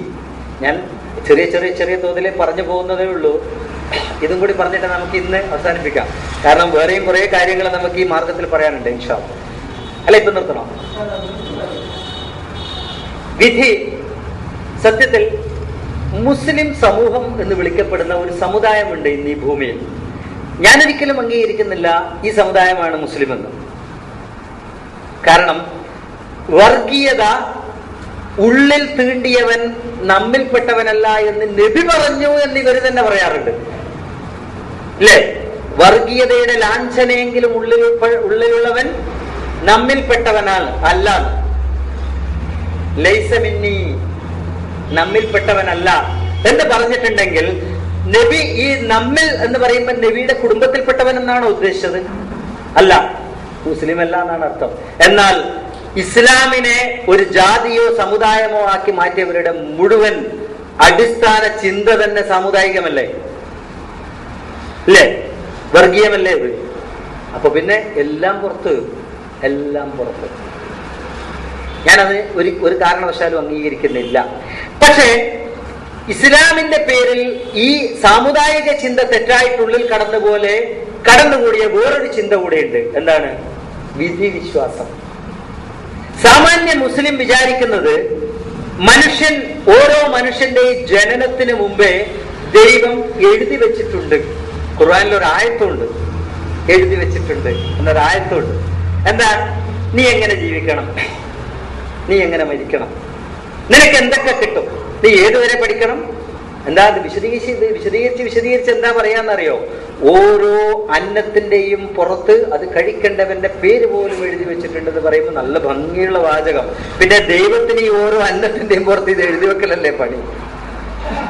ഇത് എഴുതി വെച്ചിട്ടുണ്ട്. ഇങ്ങനെയാ ചിന്തിക്കുന്നത്. ഇത് ചിന്തിക്കുന്നവരാണ് കൂടുതൽ മുസ്ലിങ്ങളും. എന്നാൽ അങ്ങനെയുള്ള മുസ്ലിമിനോട് തിരിച്ച് ഞാനൊരു ചോദ്യം ചോദിക്കട്ടെ. ഈ കോഴിക്കോട്ട് അങ്ങാടിയിലെ നമ്മുടെ പുതിയ മൊഫ്യൂസൽ ബസ് സ്റ്റാൻഡിന്റെ മുമ്പിലൂടെ ഈ പറയുന്നതിലെ ഏറ്റവും ഉന്നതനായ ഒരു കാളിയെ ഞാനൊരു വൈകുന്നേരത്ത് കണ്ണും കെട്ടി വിട്ടാൽ അയാൾ റോഡ് ക്രോസ് ചെയ്യും? ആർക്കും ചോദിക്കാം. എനിക്കെന്ത് സംഭവിക്കണം എന്ന് ദൈവം എപ്പോൾ തീരുമാനിച്ചു? ഞാൻ ജനിക്കുന്നതിന് മുമ്പേ, ഭൂമിയെ സൃഷ്ടിക്കുന്നതിന് മുമ്പേ തീരുമാനിച്ചു. എങ്കിൽ കാറിടിച്ച് മരിക്കണോ അല്ല ഞാൻ രക്ഷപ്പെടണോ എന്നും കൂടി ദൈവം എഴുതി വെച്ചിട്ടുണ്ടാവുമല്ലോ. ആ ആൾക്ക് കണ്ണും ചിമ്മി നടന്നൂടെ? എന്താ നടക്കാത്തത്? എന്താ അവർ നടക്കാത്തത്? അവർ ഈ വിശ്വാസം പുറത്തു പറയുന്നതാ, ഉള്ളിലില്ല. തന്നിലേക്ക് അടുക്കുമ്പം മാങ്ങയുടെ അണ്ടിയോട് എടുക്കുമ്പോൾ പുളിപ്പൊടി എന്ന് പറഞ്ഞ പോലെ എന്റെ ദേഹത്ത് കാറ് പൊട്ടിപ്പോകുമോ എന്നുള്ള പേടിയുണ്ട്. ഈ ഓരോരുത്തരും മകൻ രാവിലെ ഇറങ്ങുമ്പോൾ പറയും റെയിൽ ക്രോസ് ചെയ്യുമ്പോൾ അങ്ങോട്ടും ഇങ്ങോട്ടും നോക്കണം. എന്തിനാ നോക്കുന്നത്? മുട്ടൂന്ന് ദൈവം പണ്ടേ വിശ്വസിച്ചെങ്കിൽ പിന്നെ നോക്കണോ? പണ്ടേ ദൈവം തീരുമാനിച്ചെങ്കിലും നോക്കണോ? നോക്കണ്ടല്ലോ. ഇങ്ങനെ ഒരു തെറ്റായ വിശ്വാസം പ്രചരിപ്പിക്കപ്പെടുന്നുണ്ട്. ഈ വിശ്വാസത്തിന്റെ കാരണം ഞാൻ കണ്ടെത്തിയിരിക്കുന്ന കാരണം ഞാൻ പറയാം. മനുഷ്യൻ നിഷ്ക്രിയനായിരിക്കാൻ ഇഷ്ടപ്പെടുന്നവനാണ് മനുഷ്യൻ. വെറുതെ ഇരിക്കാൻ മനുഷ്യൻ ഇഷ്ടമാണ്. പണ്ട് കുതിരവട്ടം പപ്പുവിനോട് ഒരു പത്രക്കാരൻ ചോദിച്ചു, ഏറ്റവും സുഖം തോന്നുന്നത് എന്തിലാന്ന് ചോദിച്ചു. 2-3 കാര്യങ്ങൾ പറഞ്ഞു. ഒന്ന്, അയാൾ പറഞ്ഞേ പുണ്ണുണ്ടായിട്ട് ഉണങ്ങാൻ നേരത്ത് ഇതിന്റെ ദേഹത്ത് ഇങ്ങനെ തടവിക്കൊണ്ടിരിക്കുന്നതിന്റെ സുഖം വേറൊന്നിനും ഉണ്ടാവില്ല. രസികനാണ് മനുഷ്യൻ. ഒരു കാരണം. ആ കൂട്ടത്തിൽ ഒന്ന് പറഞ്ഞ എന്താ അറിയോ? രാവിലെ ഉണർന്ന് എഴുന്നേറ്റിട്ട് വെറുതെ ഇരിക്കുന്നതിന്റെ സുഖം വേറൊന്നിനുമില്ല. സത്യമല്ലേ? ചിന്തിച്ചു നോക്കുകളെ. രാവിലെ എണീറ്റ് കഴിഞ്ഞിട്ട് ചെറിയ വെയിലും കൊണ്ടിട്ട് വെറുതെ ഇരിക്കുന്നത് ഒരു വല്ലാത്തൊരു സുഖമല്ലേ? മനുഷ്യൻ എപ്പോഴും വെറുതെ ഇരിക്കാൻ ഇഷ്ടമാണ്, നിഷ്ക്രിയനായിട്ടിരിക്കാൻ ഇഷ്ടമാണ്. ഈ വിധിയിൽ വിശ്വസിച്ചവര് നിഷ്ക്രിയനായിരിക്കാൻ എളുപ്പമാണ്. മിണ്ടാതിരുന്നാ മതി. കാരണം എന്താ? ഗൾഫിൽ പോയി 2-3 വർഷത്തെ കായിക ശേഷിയും സമയവും മുഴുവൻ ചെലവഴിച്ചുകൊണ്ട് ഒരു മനുഷ്യൻ കുറെ സമ്പാദിച്ചിട്ട് ഇങ്ങോട്ട് വന്നാൽ നമ്മൾ എന്താ പറയാ അവരോട്? നിനക്ക് പഠിച്ചോ നല്ലോണം തന്നു അല്ലെ? ആ മനുഷ്യന്റെ ഉള്ളിലുണ്ടാകുന്ന വിഷമം ഒന്ന് ആലോചിച്ച് നോക്കിയേ. ഇയാൾ വെറുതെ ഇരുന്നിട്ടാ ഒന്നും കിട്ടാതിരുന്നത്. മറ്റവൻ കഷ്ടപ്പെട്ട് സമ്പാദിച്ചതിന് നമ്മൾ പറയാ നിനക്ക് പഠിച്ചോ വെറുതെ തന്നു അല്ലേ? വെറുതെ കിട്ടിയിട്ടുണ്ടോ ആർക്കെങ്കിലും? ഈ ഭൂമിയിൽ ഒരു സാധനം ആർക്കും വെറുതെ കിട്ടിയിട്ടില്ല, ഇന്നേ വരെ കിട്ടിയിട്ടില്ല. ആ സത്യം അറിയുന്നവനാണ് ഇത് പറയുന്നത്. എന്തിനാണെന്നറിയാം? വെറുതെ ഇരിക്കാൻ വേണ്ടി. എനിക്ക് വെറുതെ ഇരിക്കണം. അപ്പൊ അതിനു വേണ്ടി ഇതെല്ലാം ദൈവം പണ്ടേ തീരുമാനിച്ചു വെച്ചിട്ടുണ്ട്. അതിലങ്ങനെ ഒഴുകി പോയാ മതി എന്ന ചിന്ത, ആ എളുപ്പവിദ്യയാണ് ഈ വിധിവിശ്വാസത്തിലേക്ക് എത്തിച്ചത് എന്ന് ഞാൻ വിശ്വസിക്കുന്നു. ആ വിധിവിശ്വാസത്തിന് ഒരു അനന്തരഫലമുണ്ട്. ആ അനന്തരഫലമാണ് ഏറ്റവും വലിയ ദൂഷ്യം. ഈ സമൂഹത്തെ ഏറ്റവും നാശോന്മുക്തമാക്കി മാറ്റിയിരിക്കുന്നത് ആ വിധിവിശ്വാസമാണ്. എന്താ? നിഷ്ക്രിയമായിരിക്കുക, ഒന്നും ചെയ്യണ്ട. ഒന്നും ചെയ്യാതിരിക്കുമ്പോൾ നേട്ടമൊന്നുമില്ല, പക്ഷെ ഒന്നും ചെയ്യണ്ട എന്നാൽ അങ്ങനെയല്ലേ ഇന്ന്? നിങ്ങൾ ചിന്തിച്ചു നോക്കിയേ. ഈ കേരളക്കരയിൽ പ്രവർത്തിക്കുന്ന പ്രവർത്തനശേഷി വിനിയോഗിക്കുന്നവരുടെ കണക്ക് നിങ്ങൾ എടുത്തു നോക്ക്. വെറുതെ ഇരിക്കുന്നവരൊക്കെ ആരാ? വെറുതെ ഇരിക്കുന്നതിൽ സിംഹഭാഗവും ഈ സമുദായത്തിന്റെ അംഗങ്ങളാണ്. അഥവാ എന്തെങ്കിലും പ്രവർത്തിച്ചാൽ എന്താ പ്രവർത്തിക്കുക? വേഗം ഗൾഫിൽ പോയിട്ട് പൊന്നും കൊണ്ടുവന്നിട്ട് പൈസയാക്കുക. അത് വേറെ. ഞാൻ പറഞ്ഞത് കിട്ടാൻ വേണ്ടി നീണ്ടു നിൽക്കുന്ന ഒരു പ്രവർത്തനത്തിന് കഷ്ടപ്പെടാൻ തയ്യാറില്ല. കാരണം ഓൾറെഡി ഇയാളുടെ മനസ്സ് എളുപ്പവഴിയിലേക്ക് നീങ്ങിക്കഴിഞ്ഞു. എളുപ്പവഴിയിലേക്ക്. അപ്പൊ എന്താ എളുപ്പവഴി? പൊന്നുകൊണ്ടെന്ന എളുപ്പവഴിയുണ്ട്, കുഴൽ പണത്തിൽ എളുപ്പവഴിയുണ്ട്, എന്തെല്ലാം എളുപ്പവഴിയുണ്ട്. എളുപ്പവഴികൾ തേടിപ്പോകുന്ന ഒരു സമൂഹമാക്കി മാറ്റാനാണ് ഈ വിധിവിശ്വാസം യഥാർത്ഥത്തിൽ ഉപകാരപ്പെട്ടിരിക്കുന്നത്. നിങ്ങൾക്ക് വിലയിരുത്താം. നിങ്ങൾ സ്വയം വിലയിരുത്തി നോക്കണം, ഞാൻ പറയുന്നത് ശരിയാണോ തെറ്റാണോ. ഈ സമൂഹത്തെ നിഷ്ക്രിയമായി അധപ്പതിപ്പിച്ചു കളഞ്ഞു. സത്യത്തിൽ ഞാൻ വിചാരിക്കുന്നു ഇതിന്റെ പുറകിൽ അതിഭീകരമായ ഒരു ഗൂഢാലോചനയുണ്ട്. ഈ സമൂഹത്തെ മുഴുവൻ സംസ്കരിച്ചെടുക്കാൻ വേണ്ടി ഭൂമിയിലേക്ക് വന്ന ഒരു ഗ്രന്ഥം, ആ ഗ്രന്ഥത്തെ പിൻപറ്റി ജീവിക്കുന്ന ഒരു സമൂഹം, ആ സമൂഹം ഈ ലോകത്തെ മുഴുവൻ മാറ്റിമറിച്ചു. ലോകത്തിന് വഴികാട്ടിക്കൊടുത്തു. ഗ്രന്ഥത്തിലുള്ള ഖുർആനും നടക്കുന്ന ഖുർആനും കൂടി, നടന്നുകൊണ്ടിരിക്കുന്ന ഖുർആനും കൂടി ഈ ലോകത്തിന് മുഴുവൻ മാർഗദർശനം നടത്തിക്കൊടുത്തു. അപ്പോൾ സ്വാഭാവികമായും ഇതിനൊരു ശത്രുവിഭാഗമുണ്ട്. നിലവിലിരിക്കുന്ന വ്യവസ്ഥിതികളുടെ ഗുണങ്ങൾ അനുഭവിക്കുന്ന ഒരു ശത്രുവിഭാഗം മറുപക്ഷത്തുണ്ട്. ആ വിഭാഗം കണക്കുകൂട്ടി സ്വാഭാവികമായി ഇത് വളർന്നു വന്നാൽ ഞങ്ങളുടെ ഗുണങ്ങൾ, ഞങ്ങൾക്ക് കിട്ടുന്ന ഗുണങ്ങൾ നശിച്ചു പോകും. അപ്പൊ എന്ത് ചെയ്യണം? ഇതിനെ നിഷ്ക്രിയമാക്കണം, ഇതിനെ ഇല്ലാതാക്കണം. ഇതിനെ നിഷ്ക്രിയമാക്കാൻ ഏറ്റവും നല്ല വിശ്വാസമാണ് ഈ വിധിവിശ്വാസം. അതിന് ഖുർആനിൽ ഒരു ആയത്തുണ്ട്. എന്താ? എല്ലാം ദൈവം ഒരു ഗ്രന്ഥത്തിൽ എഴുതി വെച്ചിട്ടുണ്ട്. ആ ആയത്തും കൂടി നമ്മൾ മനസ്സിലാക്കണം.